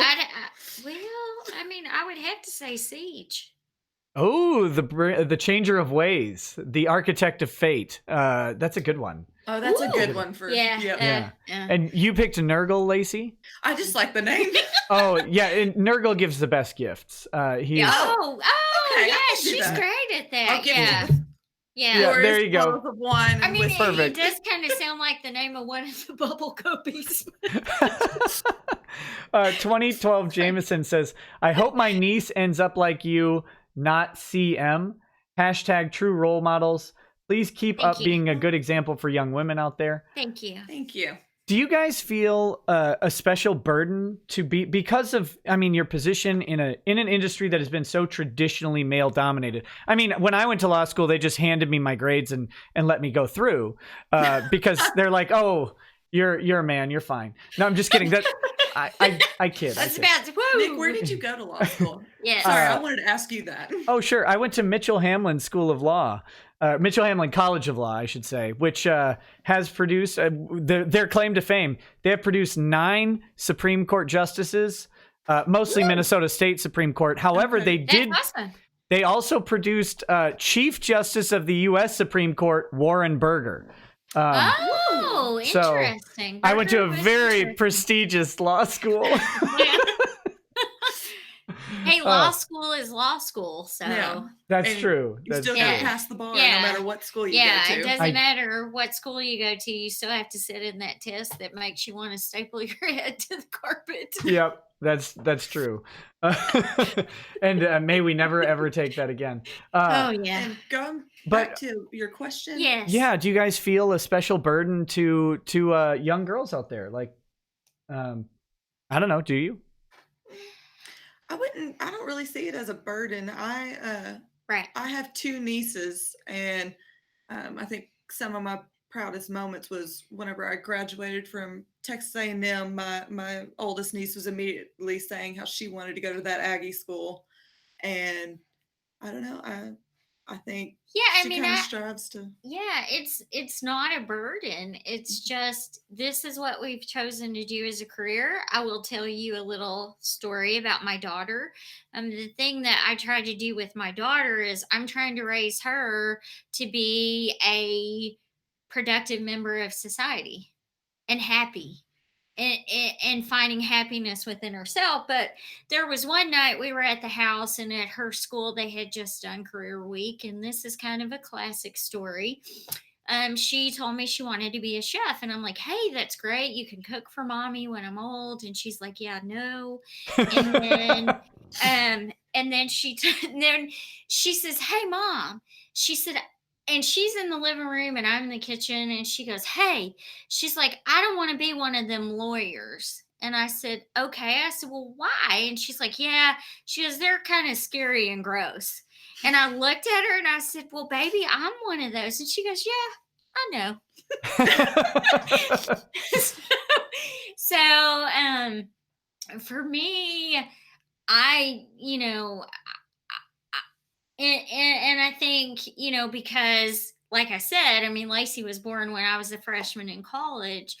For me, I want to lay a foundation where people, not just women, but people feel like they can be themselves and they can succeed in whatever they would like to do in their lives. And I tried to manifest that. Nobody's perfect. I have to say that I do the same with my nieces and my nephews. That one thing that I have taken away from through all of my years of schooling and going to law school, it really helped as I got older, helped me find my voice. And that's one thing with my nieces and nephews is I kind of push on them to say what they think and to not feel as if they have to believe the exact same views that I do or anyone in our family does. I'm like, I kind of want them to all have a mind of their own and a voice of their own. And for me, I just want to raise my daughter where she feels like, okay, I can love who I want to love. I can be who I want to be, and I can do what I want to do as long as I am not, hurting other human beings. And you can live that way. You can live that way every single day. And I think we all know that. Yeah, I agree. The one thing I think law school really did for me, or maybe it was, I mean, it's a combination of the whole being a lawyer thing, was it made me stop caring at all what other people had to say unless I valued what they had to say. Right. Yes. And I've never, I mean, anybody that knows me, my mom will tell you that one of the things she admires is the fact that I don't care what people think about me. I never am. And sometimes that's a good thing, and sometimes that's not a good thing. But I really just, I'm me. I'm me, whether I'm in a courtroom. I'm me. Nick, if you and I were to be at some location, where we met each other, this is how I'm going to be with you no matter what. Right. And, yeah, I don't get that. I don't get the impression that you're putting on a show. No. And I mean, and sometimes that's a good, like I said, sometimes it's a good thing. Within a marriage, sometimes it's not a good thing to be that way. Sometimes at work, it's not a good thing to be that way. But for the most part, I've learned, though, through practicing law, to listen to other people, to respect different views than my own, and to try to integrate different views into my life. Because, I mean, nobody wants to be the Stepford lawyer or the Stepford human or the Stepford wife or child or daughter or whatever. I mean, we just want to be who God made us to be. Exactly. Okay, I've got a question from Michaela Lawrence. Says, your opinion on, quote, men don't get falsely accused. Well, I mean, I think we've kind of seen it play out that sometimes men do and sometimes men don't. I mean, it depends. I mean, and the thing is that we're not saying that, like Ty was saying, we're not here to say you're right, you're wrong, whatever. The thing is that people do get falsely accused. And I think we have the innocent until proven guilty standard for a reason. Right. To me, that's the whole thing is, okay, if you're going to accuse someone, you go, you slap your hand on the Bible, you swear under oath, and then you make the accusation. Right. And if you're not willing to do that, that's fine. That's actually an okay thing if you don't want to do it.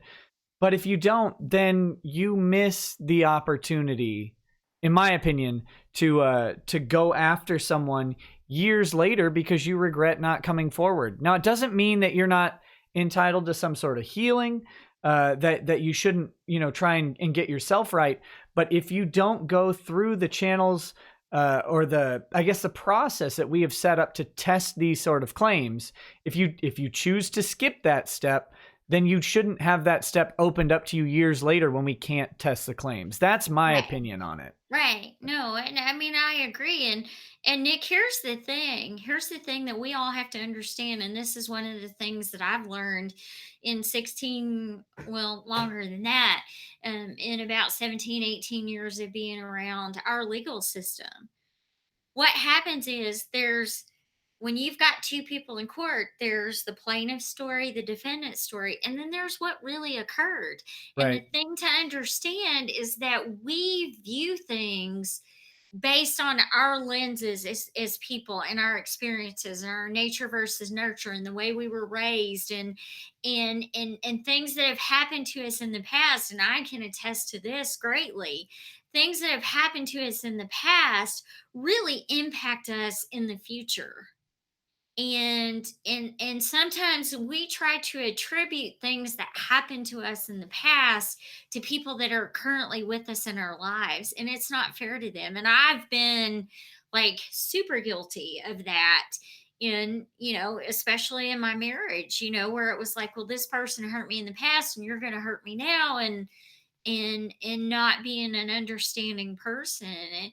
And the thing to understand is that not every sexual assault is reported. um if we want to go there, I was attacked on my birthday on a public street in Denver, Colorado, walking side by side with my friend by a stranger. I never saw his face. I had taken a self-defense class and they taught me to drop to the ground. I dropped to the ground. I screamed. A security guard from a jewelry store across the street came running, and the person that sexually assaulted me, he ran away. I never saw his face. There was no DNA. There was nothing there. But I was assaulted. And it still, to this day, impacts my life and who I am as a person. And even though I sought the counseling that was needed for it, and I've gone through the healing process, even in my own marriage, there were times that if my husband came up behind me, which is what this person did, I would have a panic attack. And the thing, I mean, we all just have to understand that we all have our own experiences, and our views of things are colored by our past. Right. But that doesn't mean that we destroy somebody's life.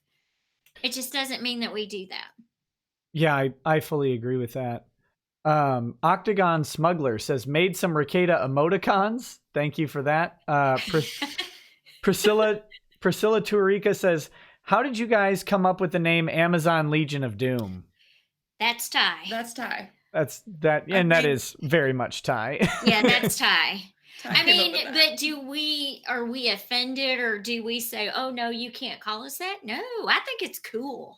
Yeah, I like it. He whenever I was interviewing for my internship initially, he told me about his Amazons and the Legion of Doom. And once I was hired on here, and Ty said that I was a member of the Amazon Legion of Doom, I was pretty proud. I was pretty pumped.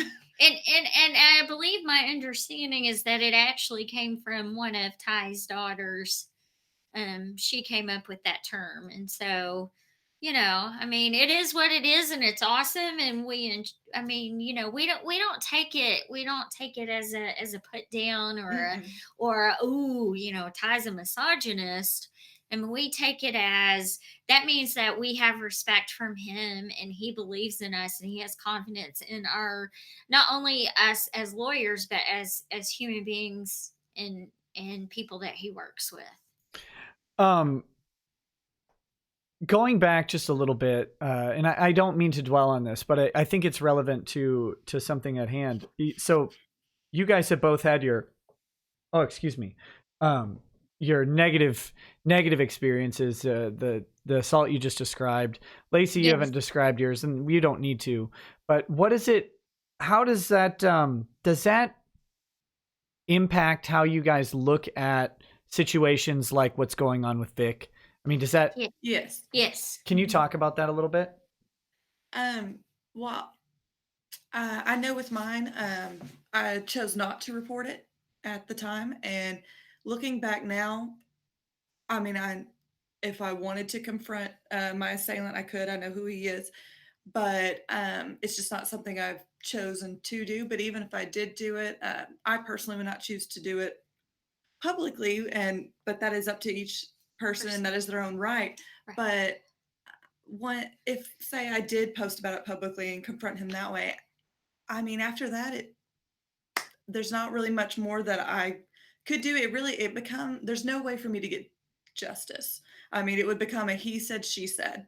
And I understand enough about our legal system to where, again, innocent until proven guilty. And I think about it in a situation with if it was my brother or one of my cousins who, were accused now, whether it happened now or later, I would want them to be considered innocent until proven guilty, and for them to have their day in court.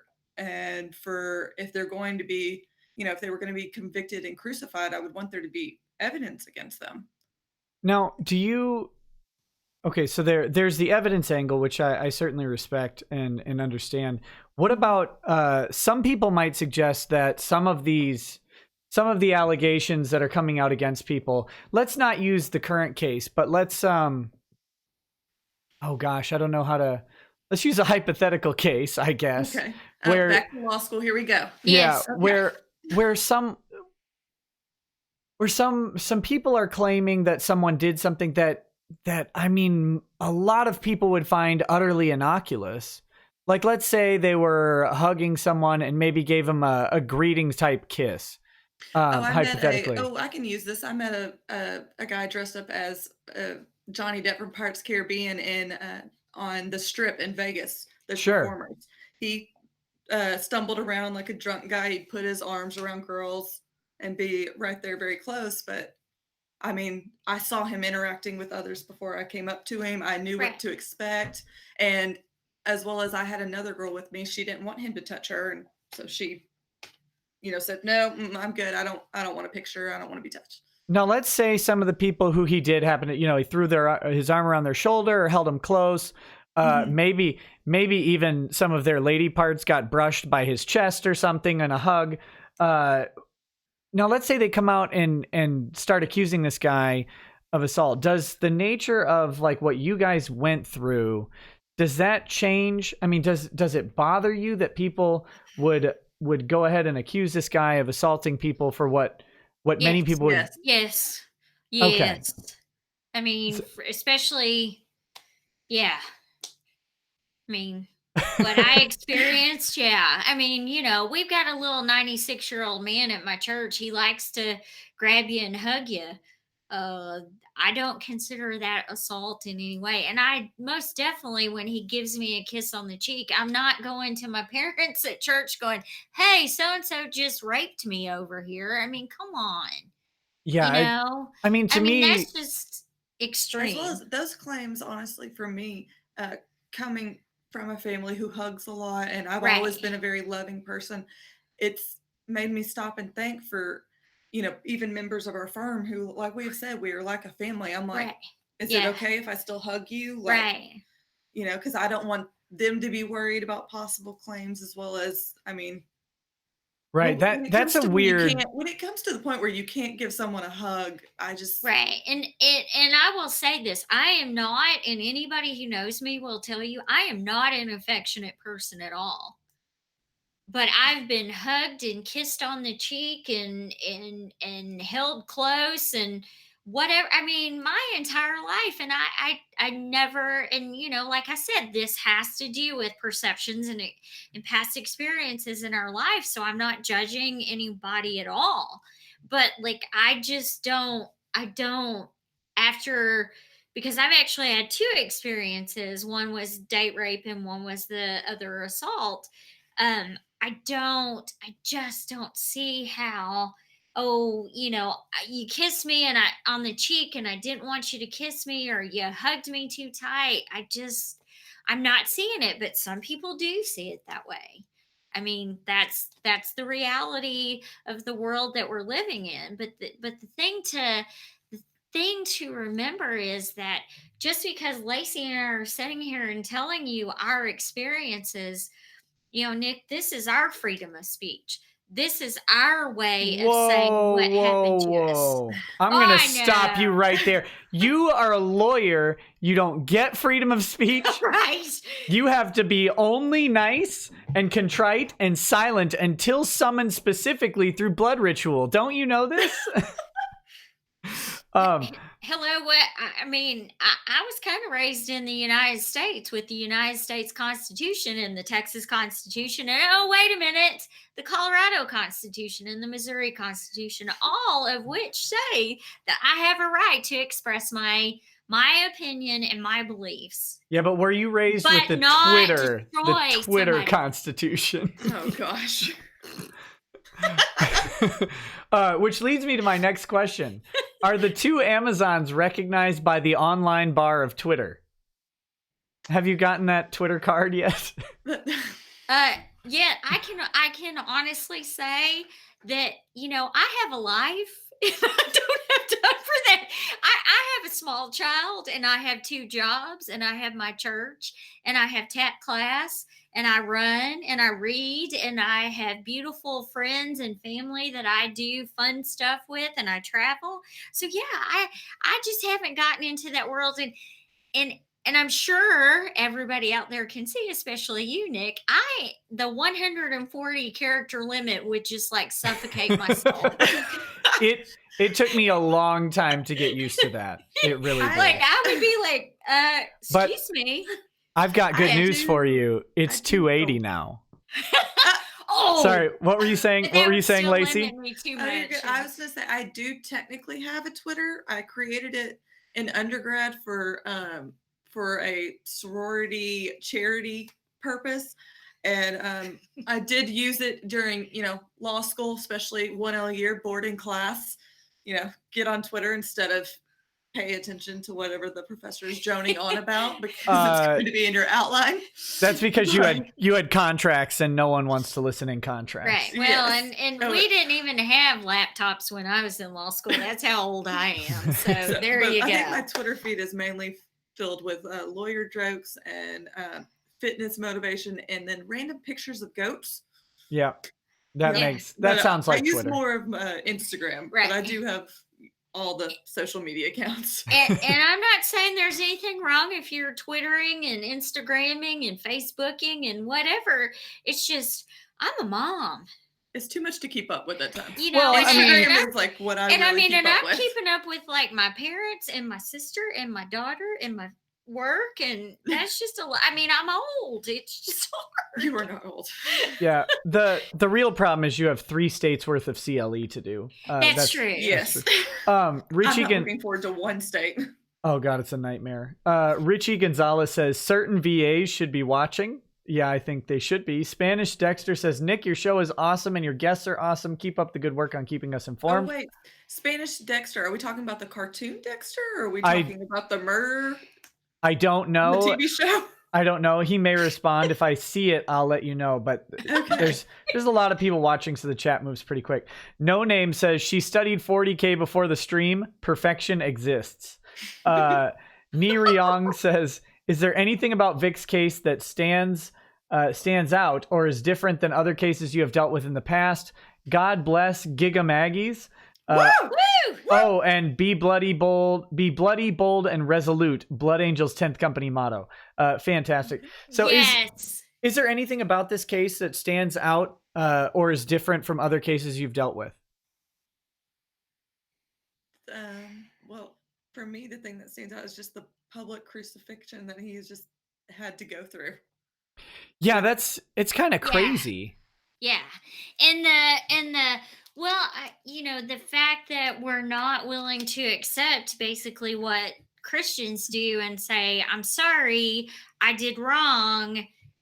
There's been no forgiveness. It's, well, guess what? You didn't apologize the way that we wanted you to apologize. And so we're going to keep just hounding and hounding and pounding you until and hounding companies until you have no option to go anywhere to do any kind of work. And that's just, yeah. Sorry, that's just No, that's perfectly fine. I mean that's what's really, happened. It's like, there's a word that we use around sometimes here in the office, and to me it's like, stop being a jackwagon. Just stop being a jackwagon and just leave somebody alone. Stop I don't want to say the word harassing, but just stop being a jackwagon.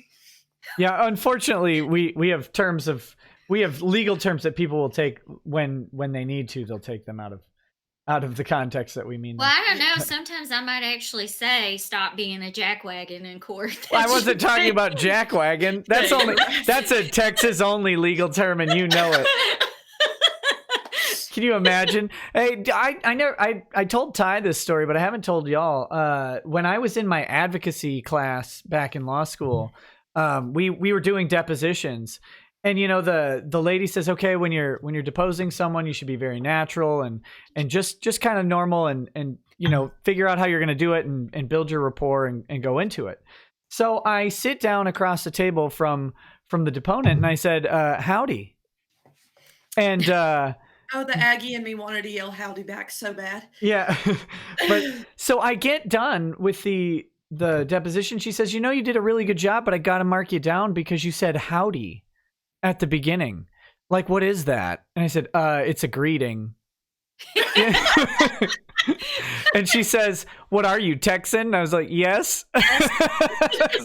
Yes. Literally born there. I also say howdy every day. Well, it just didn't seem very professional. I said, well, you don't seem very professional. And then I got marked down a little more. But that's okay. You would have got a for me from that one. Yeah. Yeah, it's but these silly Minnesota sensibilities. Well, as Texas lawyers would have thought it very professional of you. Colorado, they may have been like, huh? I've watched Texas depositions. They all descend into fistfights, and they're great. We've been in the middle of one. It was cool. Let's not talk about that here, just in case. Canon is. It was interesting. It was Lacey's first deposition. I bet it was. I've heard that story. I do want that story told at some point, but probably not tonight.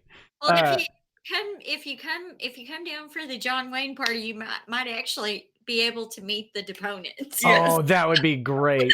That would be great. I want to shake that meaty hand. Okay. Canonus Kelma says, many claim they wish to destroy their enemies. If this were true, most would be compelled to destroy themselves. Ooh, that's wise. That is, yeah. Lazarian 444 says, ladies are awesome. The Kick Vic crew are dead meat.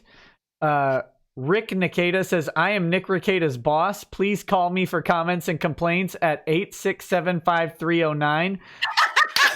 Okay, Jenny. Wayfarer says, I married a DA after holding her flashcards, not flesh cards. Oh, very weird. Sorry. The text is tiny. It's not my fault. After holding her flashcards in law school, now I lose many arguments. Storm Knight MD says, proof of the beard's nerdiness. The front of his law firm's name is done in microgramma extended from the original Star Trek, and his crest looks like a U.S. Air Force command badge. I think you nailed him. Yeah. Tassius, full crest. I feel like we need to show you it. We can see the bottom of the crest. Yeah. Okay. We may move it just so y'all can get a little glimpse of the whole crest. At the end of the show, we can do that. Okay. And by the way, it's 12:41, so you guys are welcome to stay as long as you want. But I also know that you guys are real people, and may have to leave. So if you do, just let me know, and we'll wrap it up. I mean, whatever. I mean, we don't want to monopolize your your time here. Oh no, this is all your time. Make no mistake. I mean, I just have to get up in 5 hours and. Tell Ty to shove it. If he's gonna give you a hard time for not being at work on time. Mommy duties. It's more, I'm mom. So Ty can come, Mom. Okay, I'm just kidding. Tassius says, "Sorry, I'm a little late, Mr. Nick, but I'm here to catch you guys. What have I missed so far? Oh, you've missed a lot, but this was a while back. And also, happy to meet you both, to your guests. Hope you've had a good day thus far." Thank you. Thank you. I would have said my day's been pretty good so far. Sua Sponte says, "Zealously defend their client. They are sororitas." Sevic says, "Sisters of battle exist because the ecclesiarchy can't have men-at-arms, and women with flamethrowers aren't men-at-arms. Letter of the law." Yes, the ecclesiarchy was not allowed to compete with the Astra Militarum, which is the military branch of I the. read that. Right. So that's it. And so they weren't labeled. Oh, sorry. Go ahead. I mean, I had to look that up. I mean, come on. I'm just saying she has to share her research with me so that I can get caught up. Yeah, you guys need to research some 40K. Then you can get on Ty's level. Is that billable hours though? Yes. John, we got to get you representing someone from the 40K realm so that you can definitely bill the research. John Albert says, "How dare chat use vile language in front of these sweet innocent ladies?" You guys don't have the chat up, do you? We don't. We'll be looking at it tomorrow. Yeah. And, I apologize profusely. Oh gosh. But should we I was be raised in an concerned? old-field family with a bunch of roughnecks. Yeah. I've heard much worse. Yeah, I can imagine. Yeah. I mean, Joey Jojo says, "Amazon." Nunya F Business says, "She sounds like Sandy Cheeks." I don't know who Sandy Cheeks is, so I'll just say okay. Xander's Rant says, "Nick, are these just your wife's friends? Wink, wink." No, I don't know that y'all have ever met my wife. We have not. We've not had the pleasure to yet. No. Next time we're down in Tyler with more than 5 seconds of free time, we will come Right. in. Yeah. No, trust me, I understand that because when we lived in Germany and we would come visit, that was chaos. Yeah. Insanity. And especially once the child came along, that was really insanity. So. Hikari Blue says, "GD fake lawyers. Ear juice." Now, you guys will not understand this joke, and that's a good thing. It's gas de gunt, big fat gunt. Don't even pay attention to that. That's about someone completely different. Okay. The Skate Freck says, "The ALOD need to be the Amazon Legion of Doom need to be regulars on your Vic coverage." Well, guys, that would be lovely, but I would only ask whatever time they're able to give. What are these two young ladies' names for those of us that got here late? This is well, why don't you guys introduce yourselves? You guys are awesome. That way they'll see you as you say your name. All right, I'm Lacey. And I'm Carrie. There you go. Amazon Prime. Carrie is the Amazon Prime. Right. Carrie's the Amazon Prime. And the other Amazon, I brought her up on screen. You guys probably can't see her, but is Christina Ross. She was unable to make it tonight, but here's her picture and her credentials and qualifications. So we discussed Americas, right? Yes. Yes. She's what? What was that? Amazon Americas. Oh, there you go. Next, Kiara Hardy says, "I understand it is difficult being a lawyer, and I want to ask, how do you keep yourself motivated when dealing with different, quote, personalities?" Oh, it's fun. I think it's not disheartening. You know what I mean? Call me weird. Well, yeah, that's fine. But it's fun to me to be able to interact with people that have different views and different backgrounds and different lifestyles, and for me, because it helps me to learn and grow as a person, it helps my clients to learn and grow, to meet different people. Now, are there some people that are just jackwagons? Yeah. I mean, I do, Like I said, I do criminal law. Absolutely. Yeah, well, I've done a little bit of criminal law. Yeah, no. No, I mean, when the guy ripped open his orange suit to show me his chest when I went for a jail visit, and I almost passed out. And then my initial reaction was, "Oh my God, are you having drug withdrawals?" Yeah, that was good. oh my goodness. Yeah. Ear Juice says her voice is sexy as hell. God dang, hook a bro up. I'm not sure which her it is, but Miles. I would say it would be Lacey before mine. I just have a very hick accent, so I don't know how it's sexy. Miles Tails Prower Fan 9 says female lawyers, there goes their sexist accusations on court day. Nick, thank you for covering everything. And to the attorneys, thank you for taking the case. And please make them regret this, in all caps. Well, and Nick, I'm going to tell you, actually, Christina and I had a discussion earlier today, and I'm not going to speak for Lacey. She can chime in. But if a single one of us had any doubt about our client, it would have been voiced. And we have no doubts about our client. He is a genuine, caring person who cares about his fans, who cares about he cares about everybody that's involved, even the people that are trying to ruin him as a person and as his job. He genuinely cares. And let me tell you, I mean, 16, 17, 18 years of being around the legal profession, you really get a feel and a knack for when people are not being truthful with you, or when people are being fake with you, or when people are lying to you. I mean, literally in court one day, I did look at somebody and I looked at the judge and I went, liar, liar, pants on fire. So, you know, and Christina said the same. I mean, I'm not going to impose any views on her, but she even told me that if she had any kind of doubts or feelings that Vic was not a genuine person, then we would have expressed that. We would not be in the midst of the case. And yeah. Go ahead. That I agree with them as well, and I had no doubts about Vic. But those who also keep talking negatively about my boss, I'm not enjoying it too much. But I want them to know also, he came to each and every one of us individually after meeting with Vic, and wanted to make sure that we were comfortable with the case, that we didn't have any doubts or worries about Vic, that if we had any concerns, that he wanted us to voice them to him. Right. And I mean, I'm a mom of a daughter, and I have to be very careful with who is around my daughter, because she's a young, blonde hair, blue-eyed kid that is spunky and that will talk to anybody and that has this personality galore. And it would not bother me for Vic to be around her.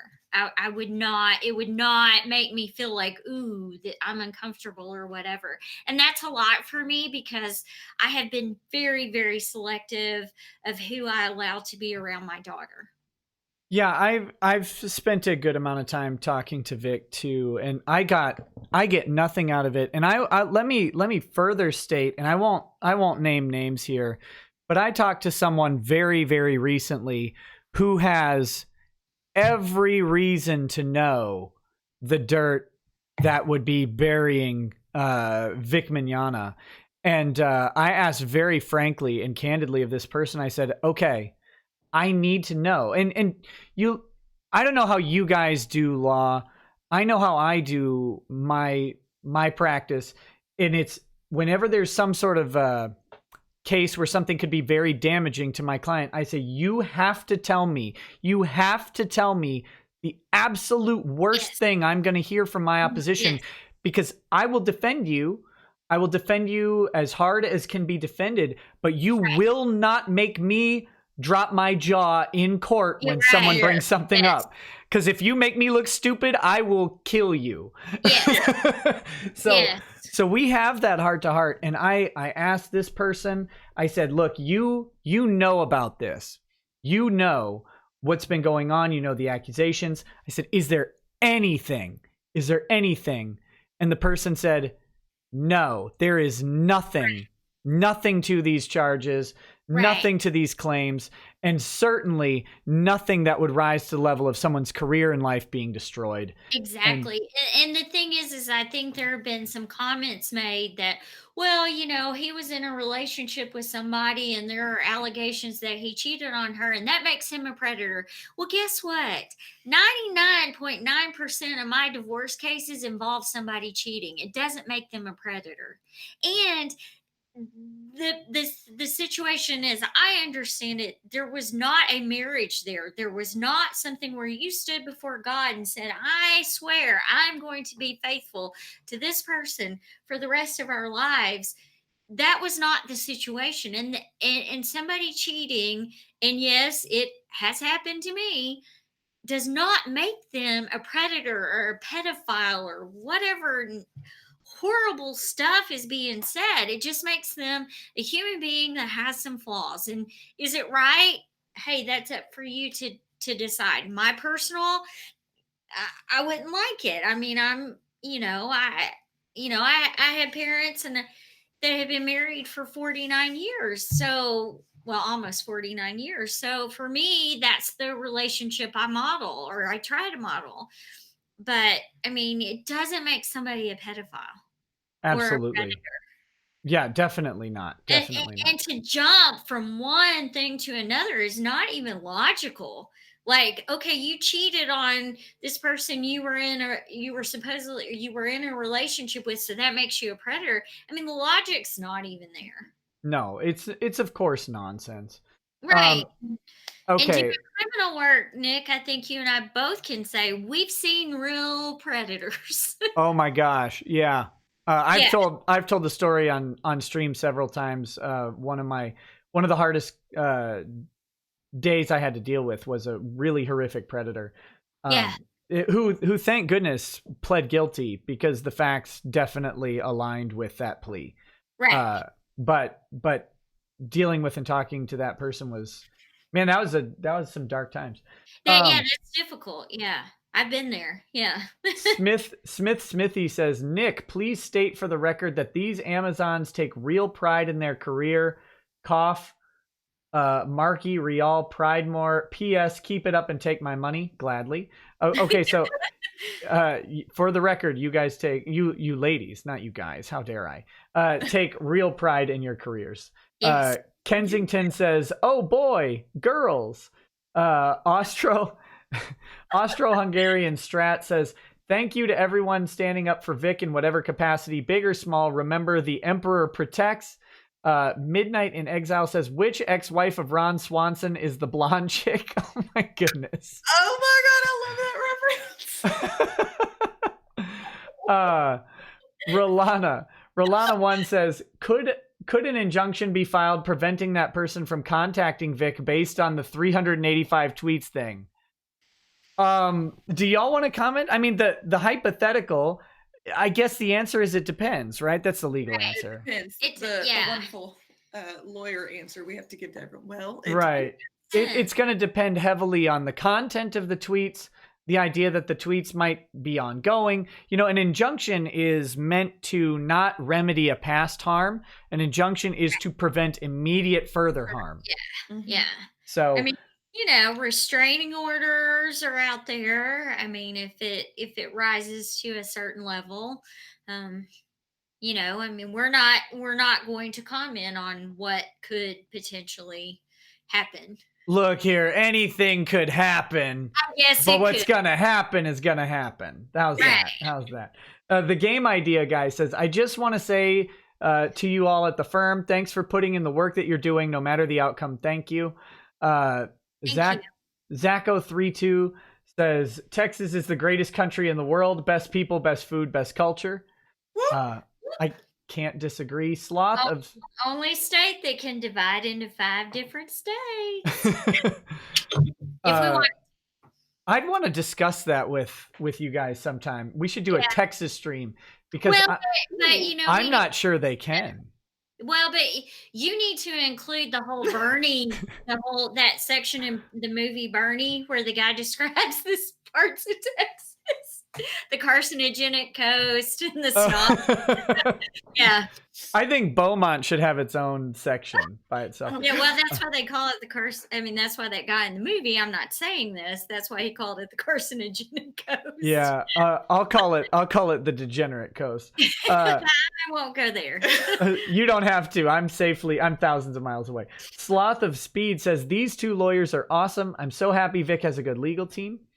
Keck7Go says, have you ladies ever practiced tree law?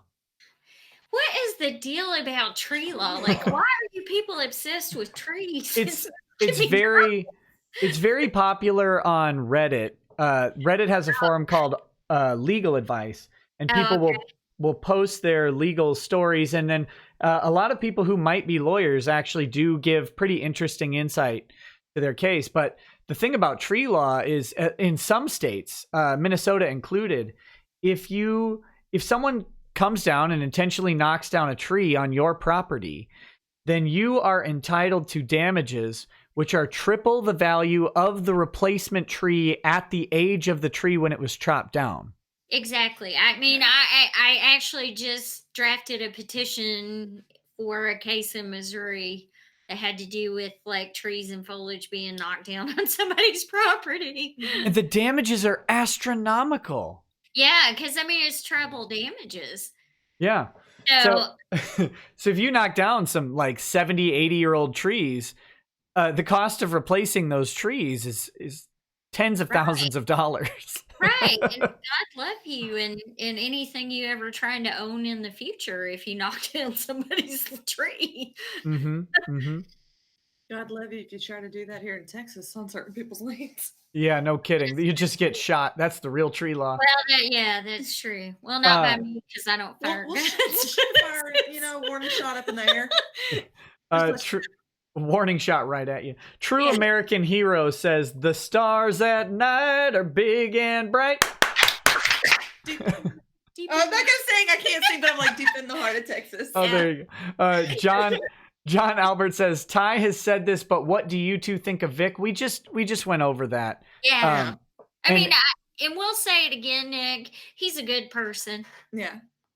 Yeah, he is a good person, and and we all need to realize that every single one of us have flaws. We're not saying that about him, but every single one of us need to realize that we are not perfect, and we need to give each other grace.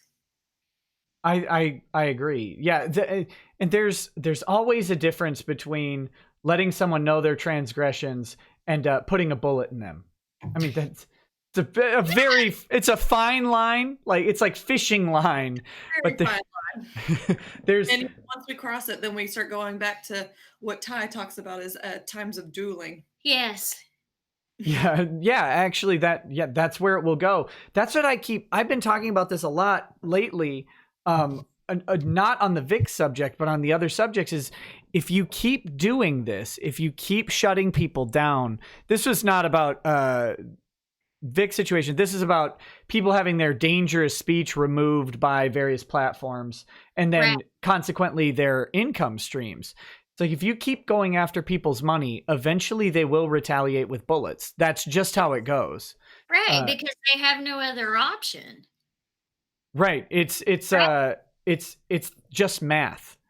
At some point, it's just math. YouTube has already had that, where they barely interfered with someone's like 12 pennies a month based on the amount of views they were getting, and that person went into YouTube and tried to kill people. It's wild. Like it. Yeah, it was. Thank goodness they were a terrible shot. I mean, can you tell I do not have a poker face? Like in court, I'm kind of fun because I kind of go, yeah, sorry. Oh, but don't let her fool you. She's the most fun in depositions. Oh, I bet. Well, there is the legend of me making a grown man cry on the stand. The judge sat up there and his shoulder, he was laughing so hard his shoulders were moving up and down. I was just like, what'd I do? Oh man.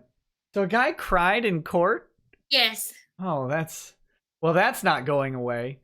Because that's on the transcript, like muffled crying and Yes, actually it was. And, at the time I was like, oh my gosh, I made somebody cry. But then the judge came to me and he said, Carrie, that was classic. And I was like, well, there you go. Yeah.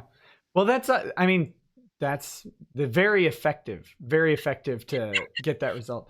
And I wasn't mean either. Like, I'd never raised my voice. I'm sure I gave him some kind of, like liar, liar, pants on fire looks. But outside of that, I never raised my voice. Don't pretend you can't be mean without raising your voice. I've dealt with Texas women my whole life. They can rip you to shreds with a smile on their face and a sweet little drawl. Mason, and bless your Except heart, for darling. like in my case, like people that when I lived in Colorado and Missouri and Germany, they're like, "Oh, you have the worst Texas accent I've ever heard." When I was actually like here in Texas, people are like, "Oh my gosh, you lost your accent. What happened to you? What's wrong with you?" I'm going, "What?" Yeah, that's Texas for. Rister Crap says, "Ladies, I'm single and willing to travel to Texas." Neon Goblin says, "Thank you, Nick, for covering this. Most of all, thank you, ladies, for defending Vic. Question: what % chance does Vic have to lose this?" That's you guys don't have to answer that. I can. Yeah. At this point, it's really hard to put a percentage on anything, but let me say this. Whenever there's a judge involved or a jury involved, there's always a possibility of winning or losing. Yes. You've got a human element that you can never fully account for. Right. But I think that Vic, and it's hard to pin down because there's so many potential cases here, but with wise case selection, I think Vic has very high percentage chances on some of the cases and a little bit lower on some of the others, but time will tell what happens with that. Right.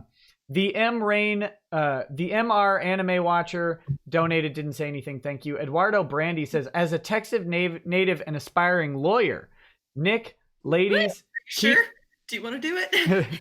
Keep fighting the good fight. Truly an inspiration. Thank you. And if you want to do it, then you do want to do it, and don't let people dissuade you. I mean it as a joke. Right. Yes. But I mean, are there days that you sit in your office and you go, "Oh dear Lord, what was I thinking when I thought going to law school would be cool?" But 99% of the time, you're like, "This is so awesome. This is so cool." It's a cool profession. It really is. Don't get in it looking for money. No. I mean, people think that you make all kinds of money and that you're dripping in diamonds and riding in private jets. And can I just tell you, no. If I had a private jet, I'd be in Germany right now. Well, I mean, I get paid in Lamborghinis, so I don't know what you guys are doing wrong. Well, fake lawyer, you know. Only when I'm disbarred will I be the fake lawyer. Crown Vidya says, wholesome question for the panel. What would be your ideal 3-course meal? Appetizer, entree, dessert. Oh, that's awesome. Go ahead, Blaze. Oh, appetizer, I'm not quite sure on that one, but I know for the main meal, I'm going to want me a rare Wagyu steak with some Brussels sprouts on the side. I could possibly do asparagus, but I'd rather Brussels sprouts and maybe some butternut squash. Dessert, I'm probably going to want creme brulee if I'm going to splurge. And I'm going to want a nice red wine with it. And probably instead of an appetizer, just give me a pre-cocktail and I'll have an old fashioned. Well, that's good. My appetizer would be another steak. Having lived in Europe, I think I would like calamari for an appetizer. Good choice. Ooh, yum.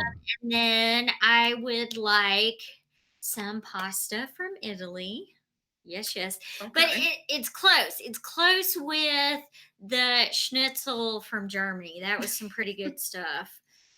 Not while pregnant because that was gross, but after child. And then I have a dairy allergy, so I don't indulge in desserts very often. So no creme brulee for you. No, I just don't want to die. Yeah. Siren Jag says, that's it. I was just going to take Nick's nerd card for a while after he missed the Dr. Strangelove quote, but Sandy Cheeks, man, now I'm going to burn it while the whole chat performs Sweetest Victory. I didn't watch SpongeBob, okay? I saw that that's... Either. Oh, I get it now. It's the squirrel, right? Yeah. Squirrel? No, you're not the squirrel. Oh, wait, the squirrel was really smart, though. Oh, she was really smart. I didn't watch SpongeBob. Yeah, I know. I guess out of all of them, she was the smartest. I kind of miss that. I mean, I went from kind of Smurfs to South Park. Yeah, that works. I never really cared for SpongeBob. It's not personal. I just didn't watch it. I stopped watching TV a long time ago. Okay, where are we? Oh my goodness. Here we go. King Explosion Murder says Jesse Pridemore has left the chat.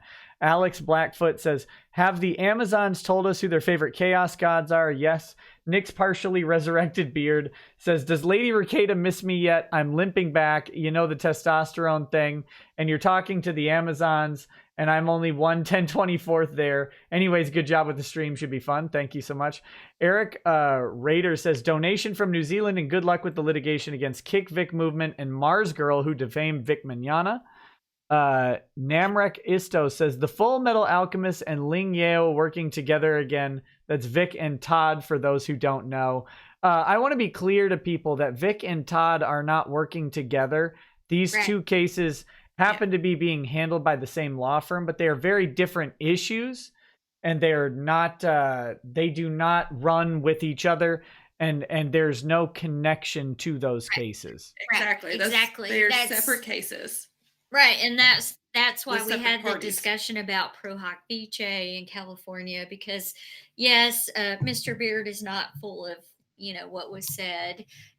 We can actually appear in a court in California as long as they say we can, and we have all the people and the pieces in place that there should not be a denial of our request to appear there. Right, and let me say this, because this is something I'm authorized to talk about. On the subject of Todd Haberkorn, I will be starting a Todd Haberkorn GoFundMe. It will be significantly different than Vic Mignogna's GoFundMe. It is much smaller. The need is much different. It's a different type of case. Right. But I will be creating that probably Friday, since I'll be traveling tomorrow. I will be setting that up and putting it out there for people who wish to support Todd.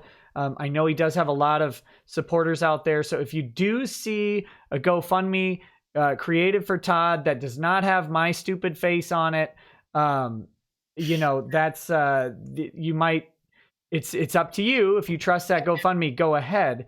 But if you're looking to support him and know that for sure that the funds will be set up the same way that Vic's funds will be set up, as going straight to Beard Harris. I believe we did discuss the excess going to charity, so we'll be announcing that as well, which charity he decides to pick.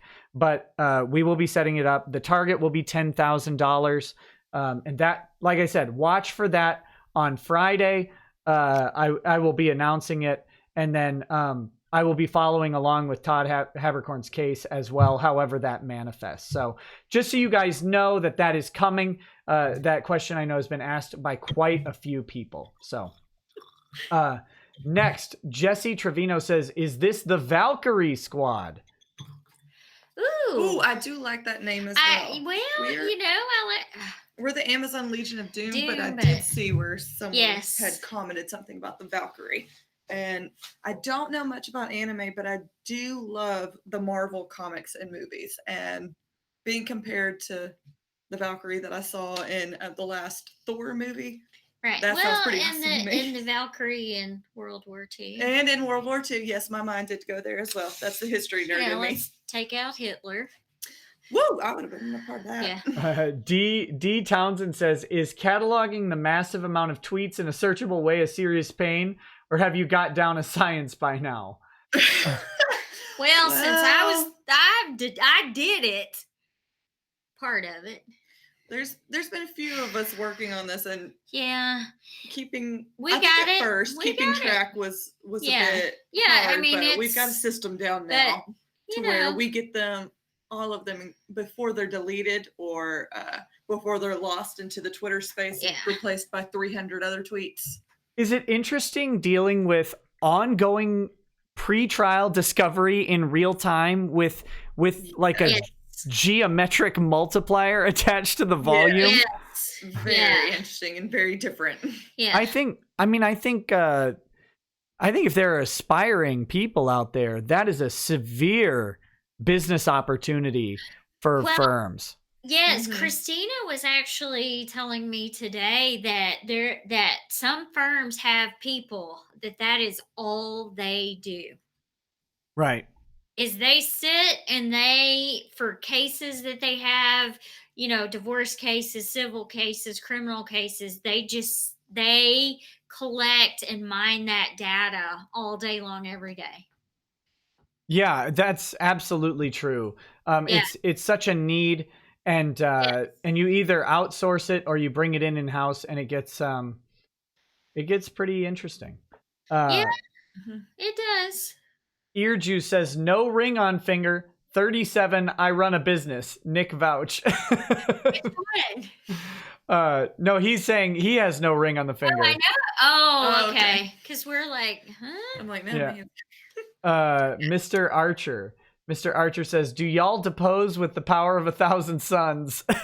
Yes.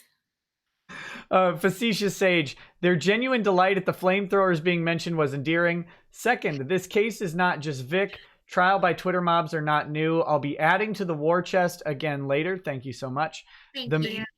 The Mr. Anime Watcher says, someone send this clip to Jesse.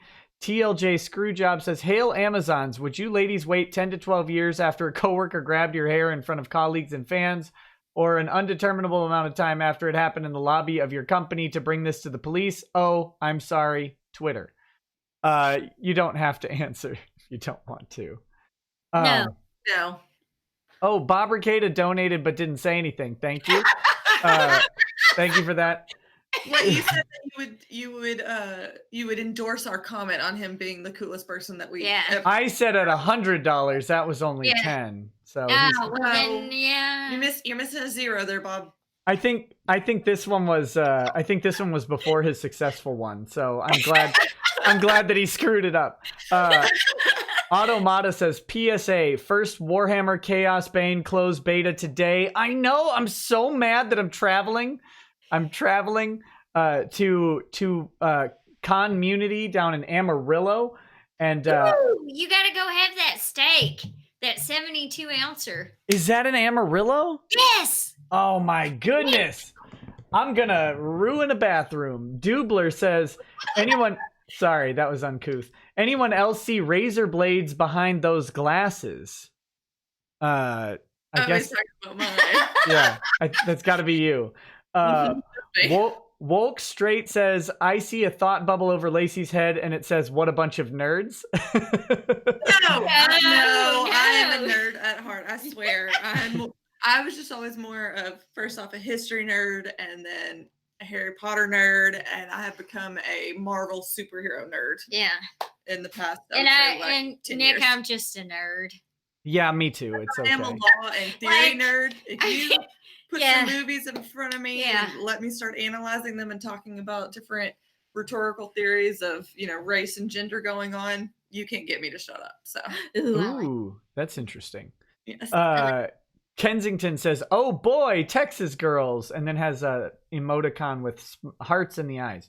Keck7 Go says, the ladies are wearing the colors of the Adeptus Sororitas Order of the Bloody Rose, dedicated to Saint Mina. Her emblem is a rose with crossed knives behind it, dripping with blood. She died while...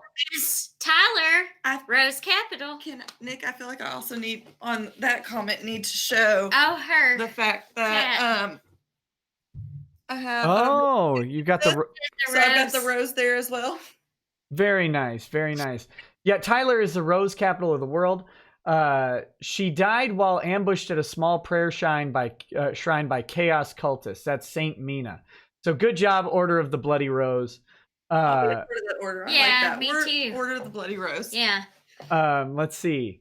Keck7Go says, do you celebrate 420? That was back when you said all the different holidays that the office celebrates. We are in Texas, and that is illegal, so that would be a no. Cerno says, I know who I would hire if sued in Texas. Yes, you should. Yeah, absolutely. You cannot go wrong. Butter3. And we will travel. So Yes. Butter3 says, I love the show, love the Amazons, and love this supportive community. Would you mind if a couple maybe DM you about legal advice here from California? If you're going to ask for legal advice to the Amazons, I would suggest contacting Beard Harris through their official channels, not through direct messages. Yes. Through our website. Yes. Right. We've got some really cool ones through the website. Jesse Trevino says, this is just outrageous. Why is it not loaded? Lol. That's the gun. Probably because they have glasses of wine. That and our office is in a bank building. So. Oh, yeah. You can't. Bringing my guns, and I was like, I probably shouldn't walk into a bank with loaded guns. Worst thing they can do is ask you to leave. Worst thing they can do. Cairo 10 says, I was actually triggered as I got muzzle flashed repeatedly.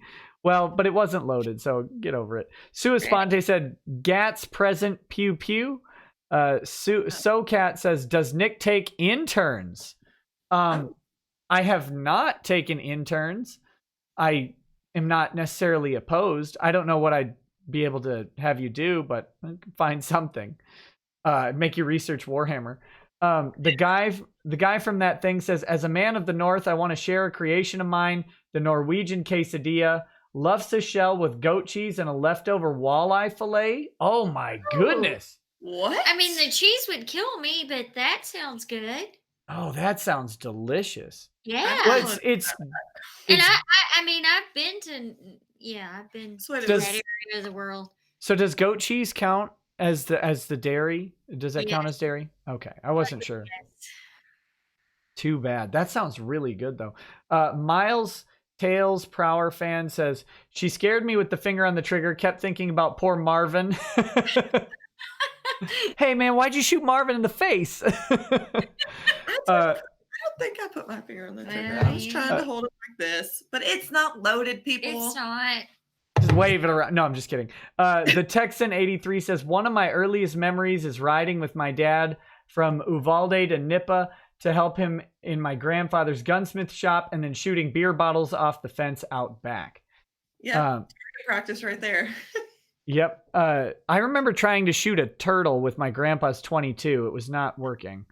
I learned to shoot by shooting all the cottonmouth or water moccasins, whichever you prefer, in the lakes and ponds. Oh, that's on our land with the .22. That's horrifying. Yes, it is for me. I hate snakes. Gotta kill them all, and plus they eat all the fish. Yep, can't have that. J-Mac Von Kaze says, California girls need to be more like Texas girls. Enough said. Ninja Bread Man says, I'll be time stamping this later, but I wanted to pass by and say hello to these lovely legal female furies. Hashtag lovely ladies at law. Hashtag Crimson Sisters of Law. I like that one too. Let's see. Richard Ty says, I told Jamie Markey that Brock Turner didn't get convicted of 2 counts of rape, but 3 counts of sexual assault, and she blocked me. Well, don't contact Jamie Markey. Hey, Nick, guess what? Silence is golden. It is. Don't. The thing that I have learned is that trying to convince people of a different position is not going to when heels are dug in. And so continuing to try to send messages saying, don't say, this is wrong, blah, blah, blah. You're just wasting energy, and silence is golden. And that's something I would say to everyone also involved in this case. Silence is golden. It really is.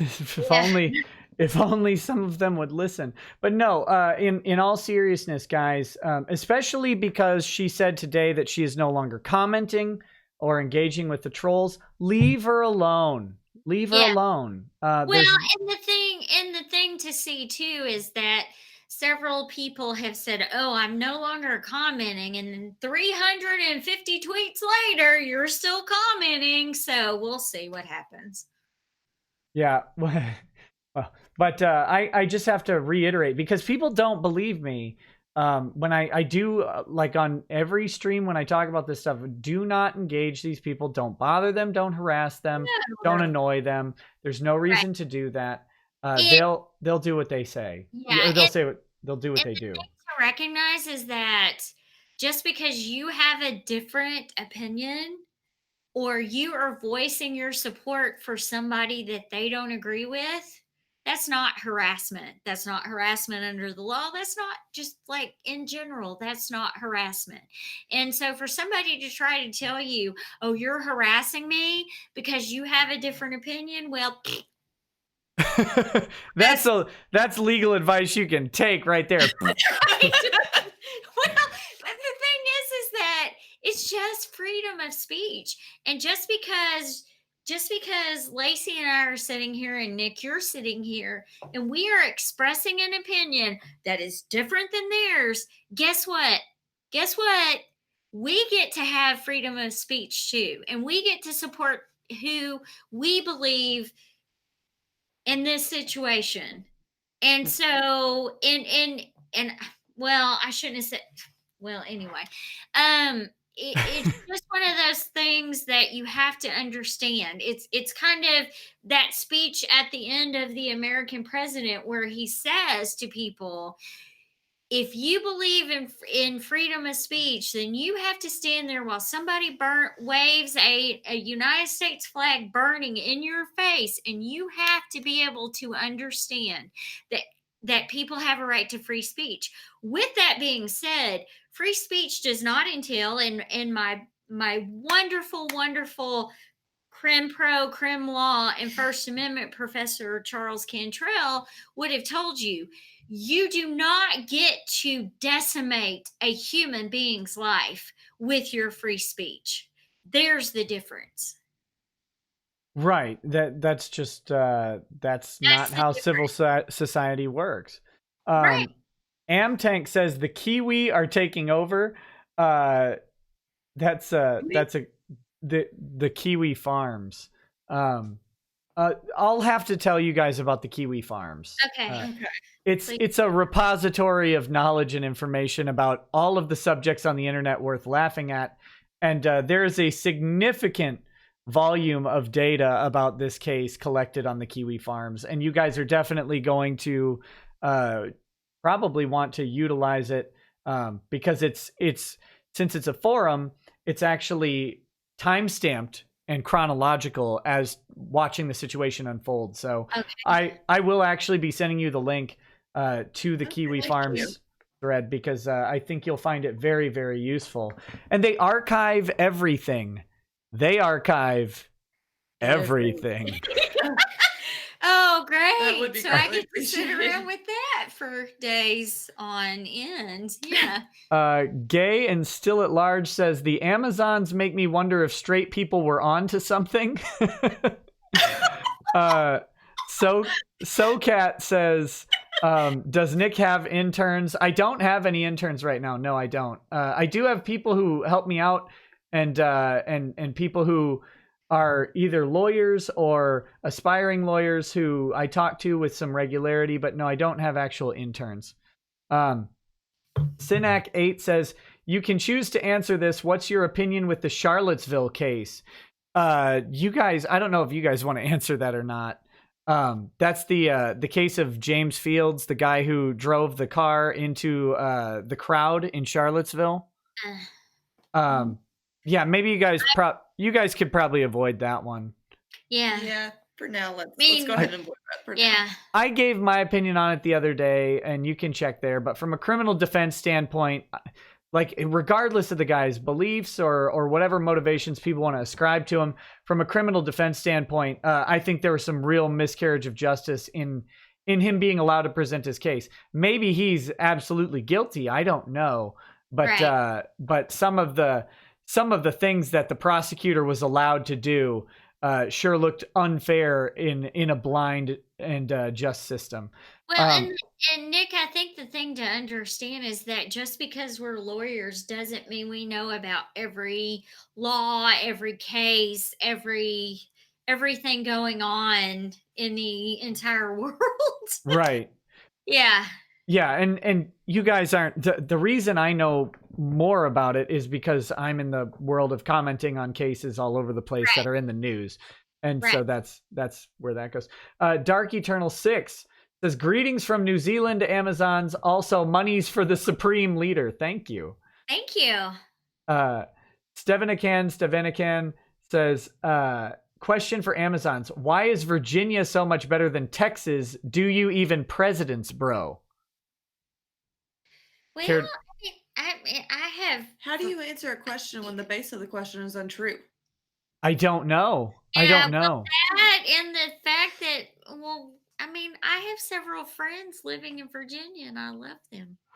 Well, I think the answer is Ayn Rand did this constantly. Your premise is incorrect. Right. So Matt Field says that posture, though. Thank you for appearing here. So more compliments to your posture. Thank you.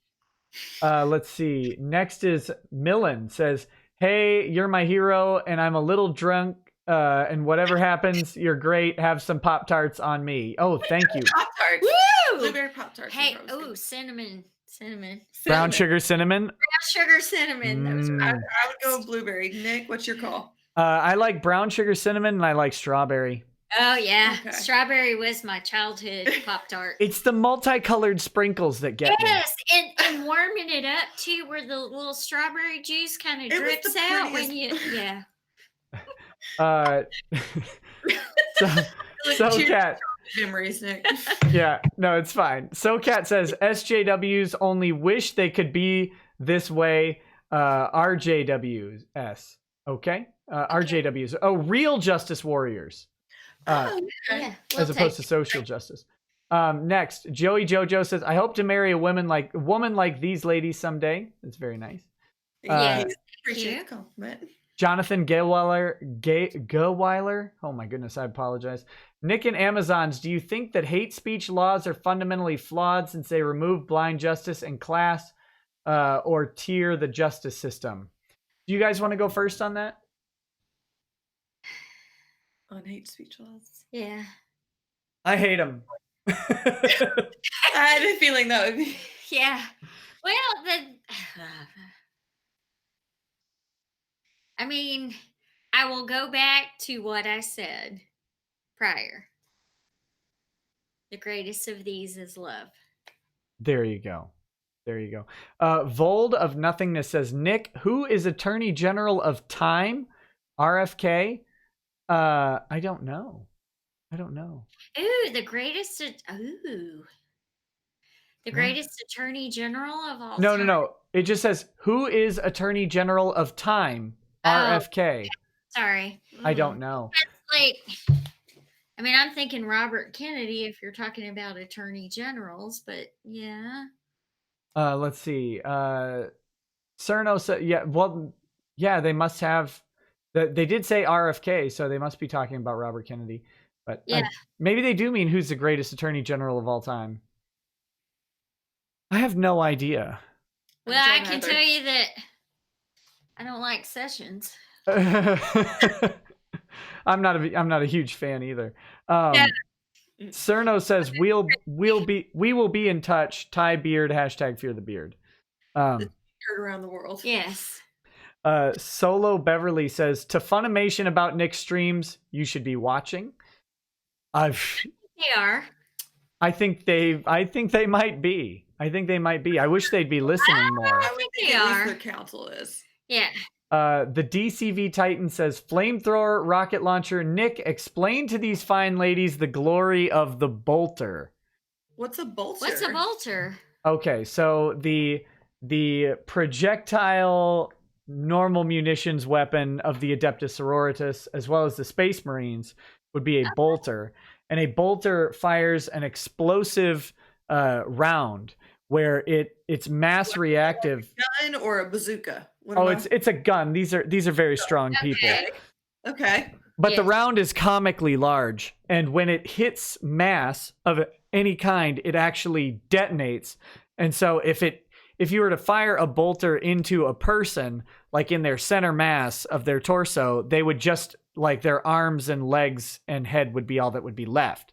It's like an explosive round from Jaws. Like what? Jaws. When he bit that bull.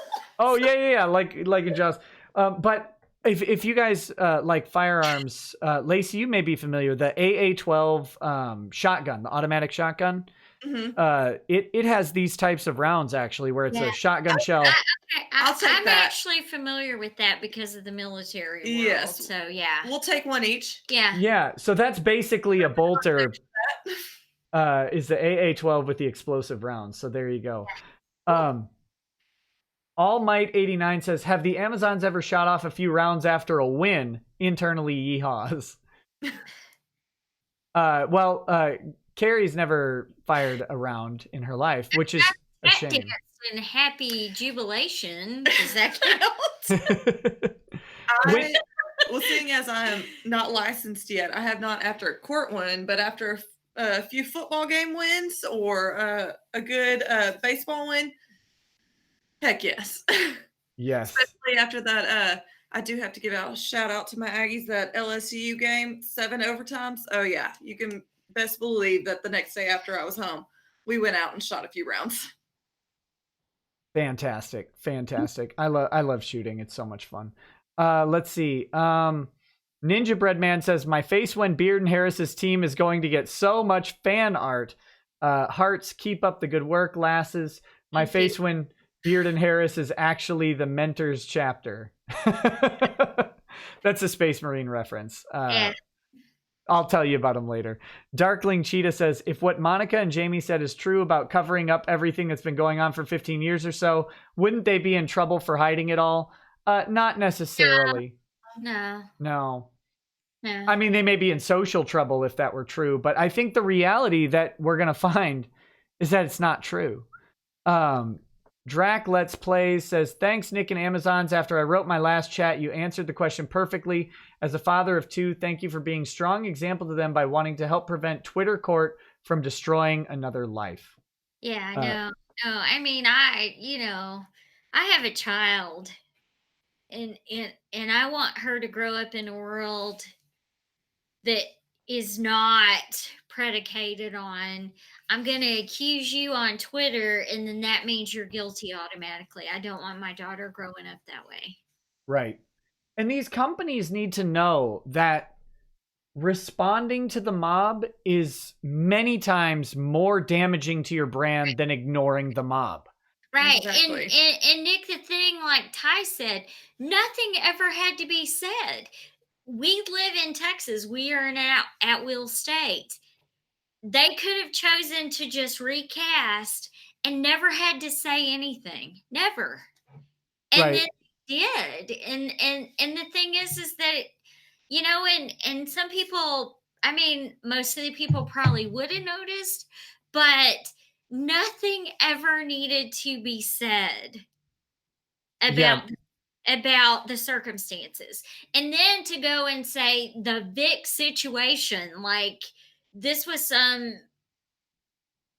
big major, and then listing investigation with it. Well, that made it seem like that the police were involved and there was some kind of criminal investigation and they determined that he did something wrong. And well, what I've been saying is you better be able to back it up. Right. That's it. And that's the cool part about Discovery. We get to see it all. Yeah, and to answer the question of the UK pretend magistrate, no. Internal investigations on employees are not quote unquote protected by the Fourth Amendment. No. So that's I searches and seizures. Hello. yeah, that's not gonna play in Discovery. Yeah. Hessian says, question to the Amazons. You've previously mentioned the faith aspect. To the extent you feel you can elaborate, how much do you think it figures into the vindictiveness of certain people who don't get along with their Christian dads? Okay, I'll go for it. We had a discussion at church tonight about it, about you being the person that stands up and says, I believe in Christ. And I think that's what Vic has done. And comments like, what would Jesus do? Burn him in hell. Pictures of Jesus winking at other people and saying that your blonde tip Jesus is going to be whatever. And you're going to have to apologize because he's a fraud. Like, that has something to do with what's going on. And the thing to understand about Jesus is the fact that Jesus loves us all, and Jesus does amazing things in our lives. And I can attest to that because I was told I would never have a child, and I have a child. And so we have to understand that that that faith, if you believe in Hindi or Buddha or Islam, or Allah, or God or Jesus or whatever you believe in, it is factoring in here. And the fact that Vic is a person who expresses his faith and who tells people about Jesus and God's love, and we should love each other, and then to be bombarded with so much hate. I mean, it's discouraging. And maybe I'm not answering your question. The thing to understand, that if we're really Christians, or we really believe in Hindi or Buddha or Allah, is the fact that we love, we have tolerance, and we have patience, and we accept people, and that's all that should matter. And all the other stuff that people try to bring into the mix, that's whatever your higher belief system, whatever you've been taught, that's what you deal with in the afterlife, or the second coming, or whatever. That's your reality. But like I keep saying, the greatest thing that we could do for each other is just love each other. All right. James Huddleston says, had to comment on the logo. I have this on my desk. If you know the enemy and know yourself, you need not fear the result of 100 battles, from Sun Tzu. Ryan Bogg says, real strong women, the Amazons versus women who think destroying a man's life makes them strong. Axel KH says, cool to see logical women who know they are strong in their own right without having to prove anything to the boys and act like victims. Go Amazons. Thank you. Scary Things Are Scary says, these ladies are amazing. Are they in the X-Men? If not, they should be. God bless you both and walk in peace. # Amazon Fury. Thank you. Was it into X-Men? Are they in the X-Men? I think, are you literal members of the X-Men? Oh, I would love to be. Yeah, me too. I would love to be. Pick your go-to one mutant power. What is it? Oh gosh, I want to be Mystique. Okay, Mystique. Like Mystique's power, where she can transform into everyone. I just fly. You want to fly? Yeah, flying's cool. Yeah. Cool. I just feel like Mystique is an all-around. Yes. She's the word. So I'm Definitely. Sakaki Onsai says 2 parts. Lacey reminds me a lot of Bailey Quarters. Strong, pretty awesome. My question is simple. Is Discovery as awesome as Nick and others have stated it is? Because I'm looking forward to it. Yes. Texas. Oh, yeah. Yeah, because you can try to object. You can try to say, oh, objection. This is too broad for me to answer. And guess what? A judge is going to say, produce it all. show them everything. Yeah, we'll decide if it's too broad later. Yeah, and unless it's a trade secret or something, intellectual property related, you're going to have to produce it. Yep. And we're not going through it all. And gosh, I hope I get to see some of it. I hope some of it gets filed so I can read it. Keck7Go says Saint Mina was martyred by a sanguinary cult whilst at prayer in a shrine on Hydrafor.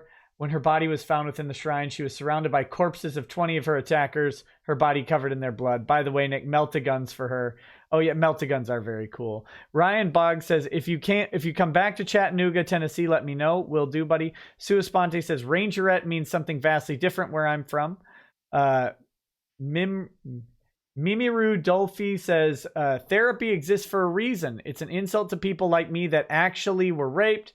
Great job as always, Nick. God bless you and the Amazon women. Thank you very much for that. Thank you, but it's not an insult to say that you've received or that you've gone and sought out counseling ever. No. I think she was saying this is back when we were talking about the allegations of like a hug or something being sexual assault. Okay. Just saying, these are like 2 hours behind. Oh, sorry. Oh, okay. Yeah. So Invidious Ignoramus says, having the name Tyler, these streams get confusing sometimes. PG and Deku says, please don't insult Houston for driving. Tyler and Houston are a cakewalk compared to the District of Columbia's road network. Well, I've never been there. You've never been to DC? No, well, I don't want to be there. My friends who live there say it's horrendous. Yeah, if I were in DC, I would have to purge it with fire. No, I'm house. In Minecraft. Yes. We'd have to purge DC with fire in Minecraft. Anarcho Otaku says, hey, Nick, love what you are doing. Slightly off topic, but I was watching the Michael Jackson documentary. The victims in the documentary say they lied in their 2005 testimonies. Are they putting themselves at risk of perjury charge or has too much time passed? I think they're probably past the statute of limitations on perjury. I don't know. Yeah. I think I read something the other day about this and that they are, but I would have to look it up to be sure. I don't know for certain. Well, Michael's corpse might come after him. Nova Zero says, to you all, is there a specific buzzword I can use to help lawyers come out to a free privacy and cyber awareness session that gives CLE points? Amazon's thank you for your loyalty to the Emperor. If I would go to that CLE, especially if it's free, if I can ever attend it, it depends on where it is and when. Right. Yeah, that was free is a good keyword. Yes. Free is the best CLE. Especially when you have 3 states to. Yeah. If there's to do it online or maybe possibly, I guess, call in, Skype in. Yeah. White Tea Poison says, hey, Nick / Amazonians. Got in a bit of a pickle at school and ended up getting assaulted for my political beliefs. Live in the Dallas area. I'm a poor college student. Any recommendations for a lawyer in the area? Education. They got assaulted in school in Dallas. In school in Dallas for political beliefs. Maybe tell them to contact us through our website and we can get them more formal recommendations that way. There you go. Contact Beard Harris through the website and then they can help hook you up with someone in Dallas. Cerno says, wait, how did the one with the communication studies degree not become a rabid social justice warrior? That's you, Lacey. I know, that's me. How did you not do it? Or did you? Or are you a rabid social justice warrior? I don't like that term and that it has different negative connotations attached to it. Oh, don't you dare try to master's degree your way out of this one. You say this. Here, let me help as your attorney. You say, listen here, hotshot. I'm not on Twitter, so I'm definitely not a social justice warrior. Case closed. Yeah. Yeah.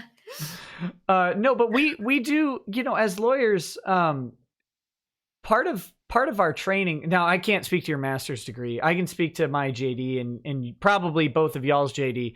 We do get a different perspective on justice than we had going into school. Yes. And see, I think maybe that could that probably deterred me from becoming as quote unquote rabid social justice warrior, and that I have a different view as to what justice is, and I guess the realms or steps in which I would take to get justice are different than just going on Twitter and screaming into the void.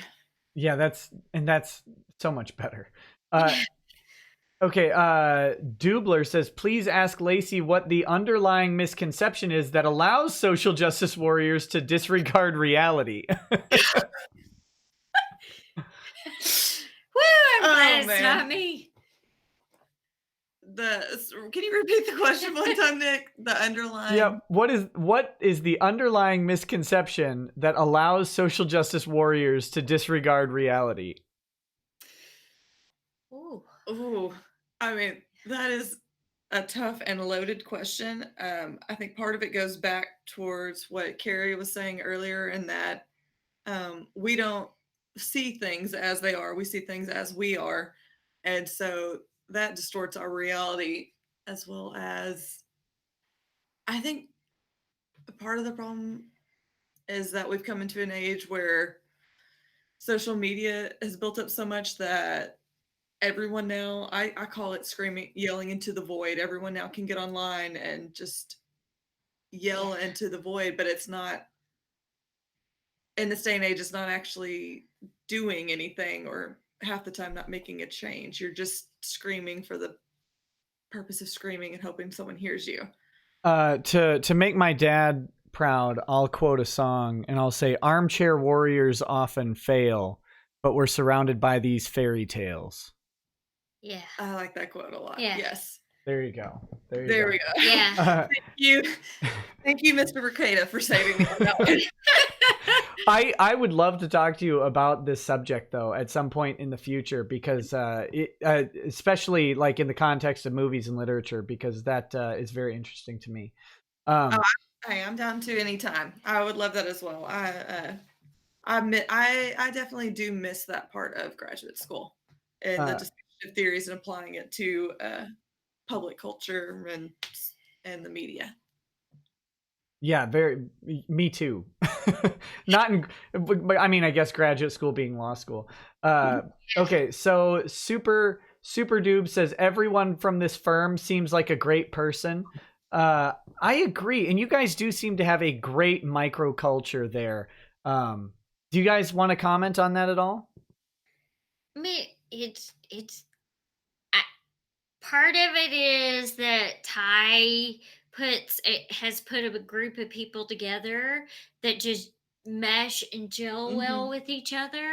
Part of it is just backgrounds of people, and me momming everybody.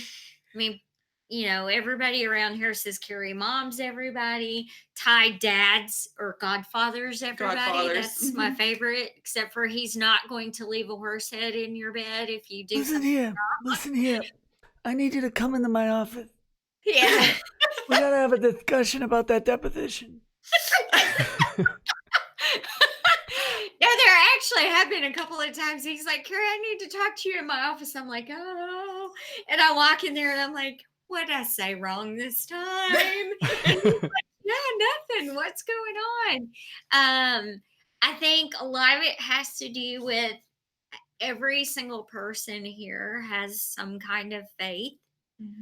And so that allows us to have grace with each other on days when we're having bad days, or we're not in our best headspace, or our flaws are showing greatly, or, we say something we didn't mean to somebody, or we're short with each other, and we just have grace with each other. Right. And yeah, I think that's what I've been learning so much lately, is that that you guys have built a firm of people who work well together, and that's so much different than a lot of the large firms that are out there. Is that those are, I'm not saying they're ineffective. Many of them are very effective, but many of them are also mills that churn through people.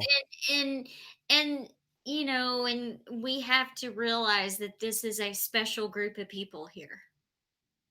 Right. Absolutely.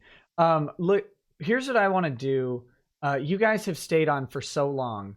I don't want to keep you more than 9 more minutes because it'll be 2 in the morning. And time does go very quickly. And then I will be, after you guys leave, I'll be burning through the rest of these chats.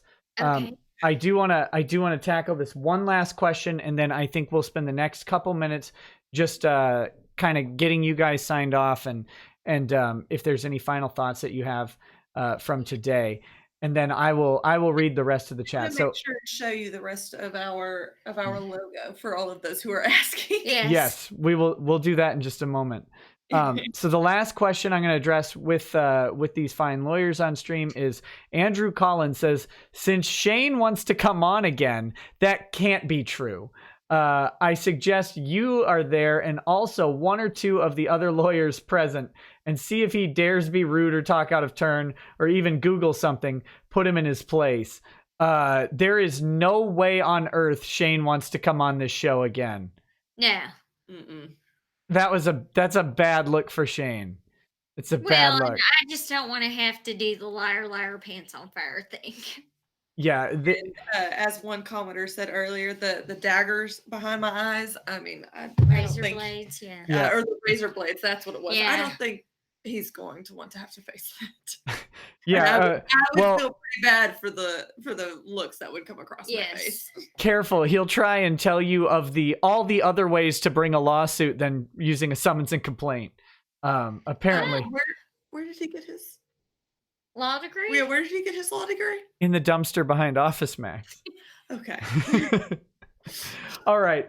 Okay. So no, I mean, if Shane wants to come on this show, he should probably unblock me. The little beta baby should probably unblock me and man up. But he will have to do some sort of groveling. Next, so the last part, we have 7 minutes left for you guys, and I just want to know, is there anything else you want people to know, either about you guys, about the firm, about Vic, anything? You have a couple minutes. Just go ahead and give us some closing thoughts. I think one thing I would say Vic's fans and Todd's fans and those out there that are donating and fighting, we hear you, and they hear you. They're just, taking our advice and being quiet. Silence is golden right now. Unlike some people. Yes. 385 tweets. But we definitely, we hear you, they hear you, they support all of your, or they're thankful for all of the support that you've given them so far. Yes. And we're hoping to get a little bit of justice for both of these men. Yeah, I probably haven't communicated it well enough. Every time I talk to Vic and I give him an update on the GoFundMe, I talk about the fan response and the fan support. He is the most grateful person. Yes. Just exudes gratitude for you guys. Like, and it might seem cheesy, but you have to realize that this guy's life has been thrown in the dumpster. He has been completely uprooted. He has been betrayed by the people he trusted. And so to have the support of his fans, that without your support, he would be in a really, really rough place, I think, because everybody turned on him. Right. And the thing too, that people that are against him or not supporting him or whatever need to think about, what if this was you? What if everybody that you ever trusted came after you and destroyed your life? How would you feel? Would you be sitting there with your smugness and your constant tweets? Would you? I don't think so. Would you be as classy as Vic has been? Vic has not said a negative thing about anybody. Vic has not chastised or said somebody's fake. He most certainly has not said that his fans are dumb or stupid. which really bothered me. That's the best optics right there. I know, like, give me a break. Like, you've actually, like, told people you're going to have them arrested and go to Department of Homeland Security because you harassed me, except for it seems to be the same tweet over and over and over and over again. And the harassment comes from people just having a different opinion than you, or, oh my gosh, expressing their freedom of speech like Right. we are doing this evening. So, put yourself in Vic's shoes and understand what you have done, to another human being. And you know what? You will face Jesus someday. And I hope I'm standing right there to see it. Well, with that, I think that's a terrific sign off. I want to thank both of you so much for coming on. Thank you. Thank you for having us. Yes, and I hope you have safe travels. Yes. Oh, yes, me too. Thank you, and we will. And so yeah, if you guys did you have any very last things that you want to say? I know you mentioned an Instagram or something. Do you want people to follow you? Do you not want people to follow you? My accounts are private, and so that's a good thing. Mine are private, and if I don't know you, I typically don't allow you to follow me. I don't tweet or I have my family and nieces and nephews on there, so yeah. But if you want to be in contact with us, you can reach out to us through the Beard and Harris website. Okay, but please respect the amount of information that they're getting. Respect the fact that this case is going 100 miles a minute, and that all of that contact, if it's not related to a case or something like that, please keep it to an absolute minimum. If you really need their team to see something that is not related to a case, you can send it to rekietalaw@gmail.com, and I will make sure they get it in time, but not to mingle it with the very hard work that they have to do. So, yes, thank you. Thanks, Nick, for your time. Yeah, and next time you're in the area, you have to come by the office, or at least let us all go out and have a drink together. Oh, I will 1,000,000% do that. So I'll be down sometime like in May or end of May or early June. I think early June. Like okay. So I'll be in town. The John Wayne party for sure. Yes. When is the John Wayne party? Usually in May, sometime around the Duke's birthday. Okay, I'll have to look and see. I've got so much travel, and like all of it's to Texas, but maybe that can happen. All right, y'all. Thank you so much for joining me. Thank you. And should I kick you guys off the stream so you don't have to like? Oh wait, you got to show the top of the crest. Let's show really quick. Okay, yeah, if you can do that. We're there it is. There it is. So there's the full crest. Beard and Harris, attorneys at law. Teneo vestri inimicus. My Latin is terrible. All right, thanks y'all. I'll kick you guys off so you don't have to worry about getting up. So thank you so much. Y'all have a good night. You too. Thank you. Bye. Bye. All right. There we go. That was two of the triumvirate of Amazons. I'm so appreciative that they came on the stream. We've got so many chats to get through, which is wonderful. I'm sorry we couldn't get all of the chats in time. I really do apologize for that. But as you know, 3 hours of good discussion, and lots of chats being read to them. I didn't want to, there was just no way to get more. Let me read through them. Y'all are welcome to stay with me as long as you want. But again, my pledge is always to read all of the chats that come in and respond if possible. Okay, Ninja Bread Man says, Crimson Advocatus Lacey studied chaos and uses it against the enemies of the Emperor like a cross between a radical inquisitor and Ephraim Stern. There you go. Yeah, that's pretty funny with the communications theory degree. Mr. Misanthropic says, Hottie toddy to Miss Lacey from a fellow UOM rebel. Hopefully she'll see that later. X Rage Shadow X says, in this tournament of power, we have the RJW versus the SJW. The lineup for the RJW is looking really promising. Thank you all for the work that you do. Amazingly, the SJW side has not even entered the bullpen. Shigame Gumi says, ladies, everything that I'm hearing has convinced me to go to Texas for a vacation. Also, best of luck in the Vic Mignogna case. Yeah, you can get any kind of vacation you want in Texas, pretty much. Silly Goose says, hello from Finland. Thank you for making my morning. I stand with Vic. Jonathan Frank says, Army has an open report and closed reports for all sharp incidents. Open is action against accused. Closed is simply a report, but in both the reporter is given same help, healing, and aid. Food for thought. Yes. Yes. Sleepy Totem says, are either of these ladies coal burners? And how can they be trusted if they harbor such cognitive dissonance when it comes to their religion and gaze? Well, I don't know. Spool Gaming says, greetings from Alexandria, Minnesota. Maker's Mark in your stream tonight while I wait out the minus 10 degree weather. Oh, stay warm, buddy. Stay warm.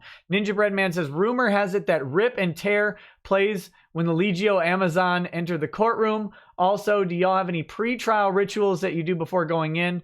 I'll ask them and hopefully they'll answer at some point. Suspande says, have an oath of moment ceremony live stream for the coming legal battle. That'd be funny. Buen Mozu says, what great lawyers. Them being cute is a plus. Meximan and Cheese says, did any of you watch Tim Pool v. Twitter CEO and lawyer? No, I did not.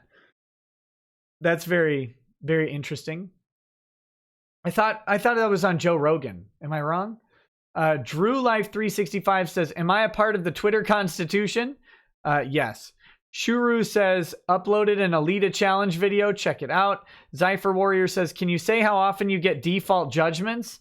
I mean, only when the opposition doesn't respond. Ninja Bread Man says, the Bearded King to Amazon Prime upon joining. They are rage, brutal, without mercy, but you will be worse. Rip and tear until it's done. Rage Shadow says, SJW now officially stands for Social Jackwagons. Cyrenia's Akari says, should fans create cons for removed guests? That's up to you. That's a big undertaking, a large financial obligation. That's up to you. Amtank says, Texas murder defense. He needed killing. Amtank says, the stars at night are big and bright. We already did that one. Thank you. Majos. Numerius says, here's for the beauty that is the Greer read-along. Are the Amazons aware of Greer? I'll send them a link. Nasenda says, no one should be able to be destroyed without the chance to face their accusers and defend themselves. Here's to the real justice being served. Heavy Hebrew says, Inquisitor Nick and the Sisters of Battle, this Death Watch Marine is happy. Siren Jag, we read that one. Sirenia Sakari says, should have saved my remark for a different video. No, I think it's fine here. Twitchy Johnson, both of y'all are sweethearts. Stay classy and headstrong. By the way, Nick, what's a recommendation for rum or whiskey? Been figuring my palate lately. My recommendation for whiskey, go all the way. Get yourself a Lafroig, a 10-year Lafroig, a 16-year Lagavulin, one of those two, and put hair on those testicles. Zieg Tonanami says, first super chat. So grats on that. Thank you. Godspeed, you guys. I hope y'all keep justice alive and well. Ladies, thank you for joining us and keep up the good work. Eternal Dragonoid says, Jamie Markey blocked me for saying that she might be finally listening to her lawyers since she tweeted a thread saying she won't be replying to negative tweets anymore. Mars Girl has the same thread. Cyrenia Sakari says, shouldn't Funimation have mandated reporters in HR? Well, I don't know if that's true. I'm not familiar with mandated reporting in Texas and the laws around that. Devil Trigger DMC says, Pridemore wanted to make some Todd Haber porn. Oh, Pridemore. What an interesting person Jamie Pridemore is. Jesse Pridemore is. Very, very interesting. We'll be talking a little bit about that as we go forward. Yukari Kanashi 88 says, oh my God, Carrie sounds so much like Stephanie Weir from Mad TV. Carrie, could you please say an exaggerated honey in your best old lady voice? No. P sure says, big thanks to Nick and the ladies of Beard and Harris for the amazingly candid and insightful interview tonight. Keep up the great work for Vic, and don't let the jackwagons get you down. Woodman Gaming, Nick and the Amazonians. I understand you likely aren't constitutional law practices, but how do you feel about this? About states, Minnesota, passing these BS red flag laws and violating due process? I am not a fan of anything that interferes with due process. Rolana1 says, Nick, do you think this could make Japanese anime think twice about giving Funimation any more work? Oh, stay tuned. Stay tuned. It would be really a shame. That would be really a shame if Toei got nervous about the legal goings on because of some unwise litigation entered into by Funimation. It seems like maybe Toei would be really curious about what the heck Funimation is thinking. But I don't know. We'll have to see. Schwanz Gruberman says, I work for a contractor to a council in Australia, and even killing A or the master route is a $25,000 fine issued immediately, or you'll be shut down until you've paid it off. Tree law ain't no joke.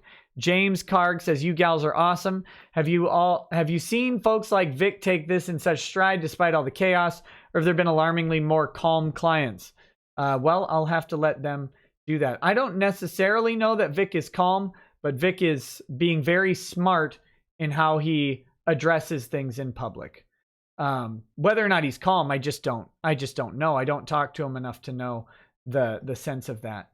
Jason Rooster says, so nice to see kind and intelligent people in this current sea of ad hominem garbage. Thanks, Nick, for providing a platform for this kind of content. Blaine20 says, for the Lamborghini fund. Thank you so much. Dread Clown says, as a chef, I make creme brulee and make my own bitters. Just saying. Shout out to the creme brulee. Superfly Power Man says, the Amazon team, they will deliver justice. Soy boys best beware. Double T Crypto says, much love for the Amazons, and these ladies can depose me anytime. Gengio says, I'm not lawyer, but I work in an IT help desk. I 100% understand using alcohol as self-care. Sometimes I wonder how the people I help manage to dress themselves in the morning without assistance. Well, they don't plug in the power cord. That's the first way. Mega Vigoroth says, growing up, my father beat me regularly. Oh man, I'm very sad to hear that. It caused me to have a strong aversion to physical contact. I'd often respond to others touching me with hostility, especially when caught by surprise. Thank you for sharing that. That guy says, are these the Amazons we heard about?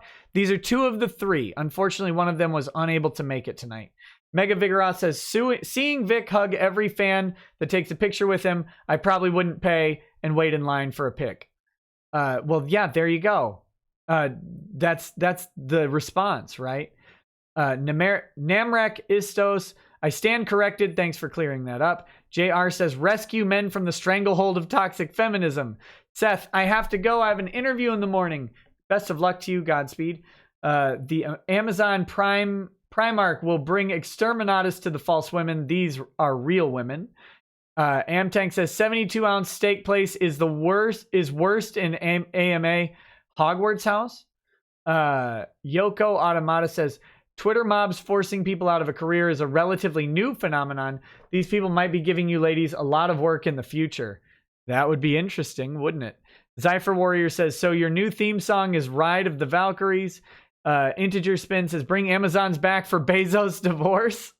Woodman Gaming says, I'd contact Rekieta Law from their site if there was one. I'm working on it. Yoko Automata says, Twitter mobs for... Oh, wait, I read that one. Gunnar Renee Oi, brown goat cheese is not cheese, it's milk caramel. Maury Kessler says, all hail the Furies. Blaine20, remember annoying them is harassment and they will contact Homeland Security who will sue you. Tassius says, these SJWs could stand to learn from a lovely quote. I may not agree with what you have to say, but I'll defend to the death your right to say it. Kyle says, America, baby. Yeah, buddy. 93TJ, Amazons rise up. Pub Test says, great stream. If I knew lawyers were this much fun, I would have broken the law years ago. Blaine20 says, I'm celebrating 50 followers on Twitter. Congrats. Congrats, good sir. Time Code Mechanics says, my martial arts horror film Transit dropped last night. So after the stream, Nick, the Amazons, and the rest should come check it out. It's free. Well, there you go, Time Code Mechanics. Check out the show Transit, y'all. Hunt151 says, this is cool watching these streams only 6 minutes away from y'all's office. Thank you for standing up for the massacre of a good man's name. Sinak8 says, here's a better question. How do you feel that Oklahoma is a redder state than Texas? Oklahoma is a very, very red state, and Texas seems to keep importing blues at an alarming rate, and mostly from California, who then want to make it into California. It's very weird. ISJ322 says, like Jaws, my face hurts. Schwanz Gruberman says, what do you guys think of the movie My Cousin Vinny and From the Hip? My Cousin Vinny has some actual practical applications of the rules of evidence, which is very, very good. I've never seen From the Hip, so I couldn't tell you. Finfrog says, good night, you lovely humans. At chat, kitties, way past your bedtime, you dweebs. The Traveler says, Kiwis are the farms and New Zealanders too. You have a wonderful evening stream for us. Keep it up. Thank you. JR says, Jesus promoted slavery? ? This isn't a religious matter. It's a legal issue, right? I think it's a deep question. It's a deep question about priorities. And it's not really Jesus. It's more Paul speaking on the matters of slavery. But, you know, that's a different stream, a different show. Lord Blackwind says, quick question. How did it feel after your first trial? For me, well, winning is delicious. How's that? Neon Goblin says, cheers to these ladies and Nick. Thanks for answering my question. Nick, I'm now a lifetime fan. Amazons are going to walk into battle like David and his mighty men. Philip Yee says, since they like Marvel movies, how do they feel about the whole marketing for Captain Marvel, where she is a her to, where she is a her-o? Shanksy B says, what's to keep companies from burying evidence, i.e. memos, emails, or contracts, etc.? If this is a silly question, please excuse my ignorance. No, it's a very good question. Here's the thing. When you do electronic discovery, you get the option to go through and find out what is in there, and more importantly, what you think should be in there. If you find evidence that something was deleted, and that's why firms do spend a lot of money on their IT. If you find evidence that something looks like it was deleted, the judge is allowed to instruct a jury to permit a negative inference from any missing items. So you would suggest to the jury that any missing items are indicative that there was something that should have been preserved that was damaging to their case, and they're then permitted to take the negative inference of that damage and apply it as if it were evidence. Earjuice says, Carrie, you are my goddess. Hottest voice. Nick will vouch. TLJ Screwjob says, what about your superpower, Nick? Mine would be teleporting, aka a la Nightcrawler. Oh, I'm insulted that you think I don't have a superpower. No one important says, Nick, I hope you are being nice and remember your own sensitivities. Lol, love you. And the Amazons keep bringing on the true justice. My own sensitivities are well in check. TLJ Screwjob says, someone is using Stan Lee's Twitter to promote Captain Marvel. Why the F do they use the dead to further their goals? You know, what's interesting is that actually might not be wrong. They could have a contractual obligation that passes on to whoever is trustee of the estate for Stan Lee to continue to promote Marvel. Like that provision of the contract, depending on who owns the Twitter account and who is managing it, might not end with the life of Stan Lee. Cerno says, chaos has risen. King Cal 96 says, were you quoting End of the Innocents by Don Henley? Because if so, it's actually armchair warriors often fail and we've been poisoned by these fairy tales. I thought that's what I said, but yes, that is the quote. So if I misstated that, I apologize. Gawker's Death Rattle says, bring back Shane Cheersbane. Nasenda says, please give Vic my best. Please give Vic my best. Hope he got my email. Me too. Vic Monato says, Nick, has anyone told you that when you get excited and loud, you sometimes sound like Shaggy? You're my first super anyways. Good work. Yeah, I have heard that. I have. I apologize. I don't know if that's a good or a bad thing, but it's a reality. Roy Torres says, during the stream with the holier than thou Shane, he was smoking where his toddler and baby play and live. Is that child endangerment? No, it is not. Not in a legal sense, but it does seem unwise. Zypher Warrior says, Vic live streams on Tuesday at 7 p.m. Eastern on Unlocked. There you go. Shane's decaying chair says, I don't have much time. Please, I need your help. He won't just let me die. I've been burned in the back by that tiny stove. I need representation. I've tried to hold my breath, but I'm a chair. You're my only hope. That guy from that thing says, ooh, the night, the missile strike of chess, lol. Chuck Fink says, off to bed, great stream, Nick. Thank you so much. Thank you. Zinok says, hey, Nick, can I email you for counsel? Yes, you can. You can. I might not be the right guy to help you, but if I'm not, I'll try and get you to the right guy. Pongo D says, when super chats are half your show, you realize we are willingly part of a good problem. Here's to you and yours. Thank you so much. And it is my favorite problem. Not gonna lie. Not gonna lie. Best problem to have. Blue Samurai Zero says, a song from Family Guy. Have you ever put butter on a Pop-Tart? It's so freaking good. Ladies, thank you for the shout out for Jesus. They will hate us because they hate him. So let's not be and give them other reasons.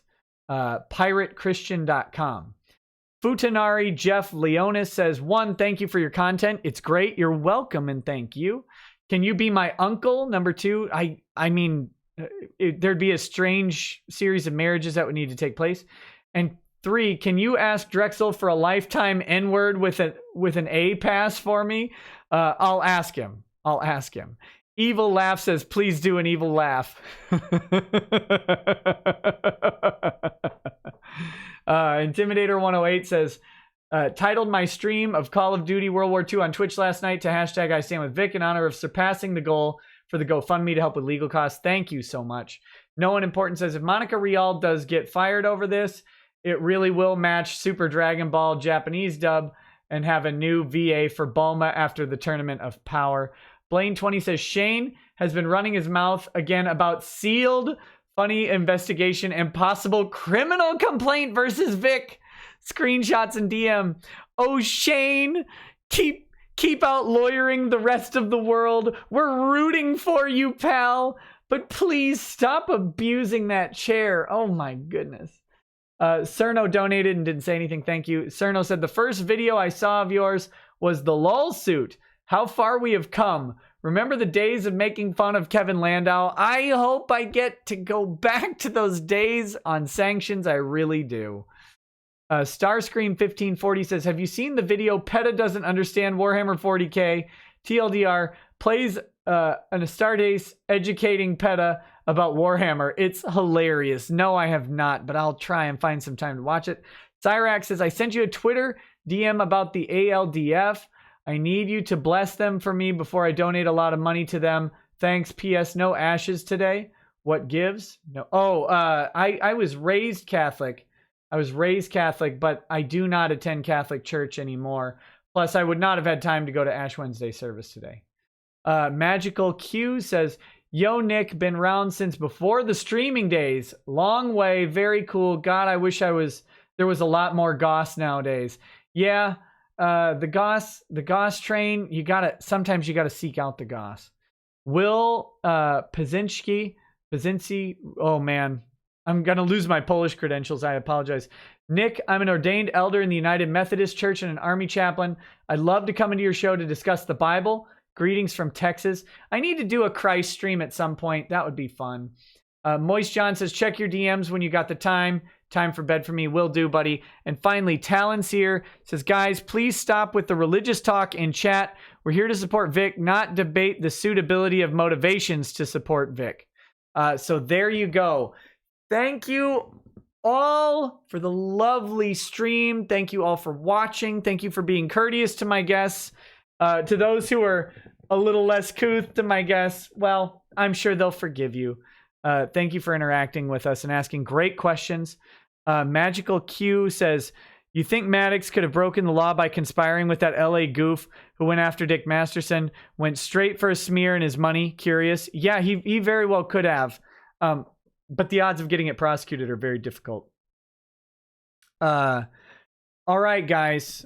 I need to wrap it up. I am traveling tomorrow to Community in Amarillo. If you are in the area, come say hi. I would love to meet anybody who will come to Community and join me. I will be offering a panel on Friday and 2 panels on Saturday. I may, depending on the connection, be able to live stream the panels. They've given me permission to do so, but it's really going to depend on that link in the venue as to whether or not I can live stream them. But if they cannot be live streamed, I will attempt to record them. You guys will already know most of the info that I'm going to say, but I will hopefully do some Q&A with a live audience there. So kind of like we do every night. So that'll be fun. But come hang out. It's a convention supporting Vic, and support those conventions. Push their attendance through the roof, guys. Show the studios where the support is. That's what we got to do. All right. And as for the ranting, tonight is a rant-free zone. I'm too sedate, happy, and just soothed after speaking to 2 wonderful guests. I don't want to scream at people every night, and tonight was a great night to just get some good information from some good people. So thank you all again. I will see you. I may not be doing a live stream tomorrow. I will try and get a live stream Friday and Saturday, but it's very iffy, especially Saturday. It all depends on connections and availability. Thank you all so much. Peace. Get out of here.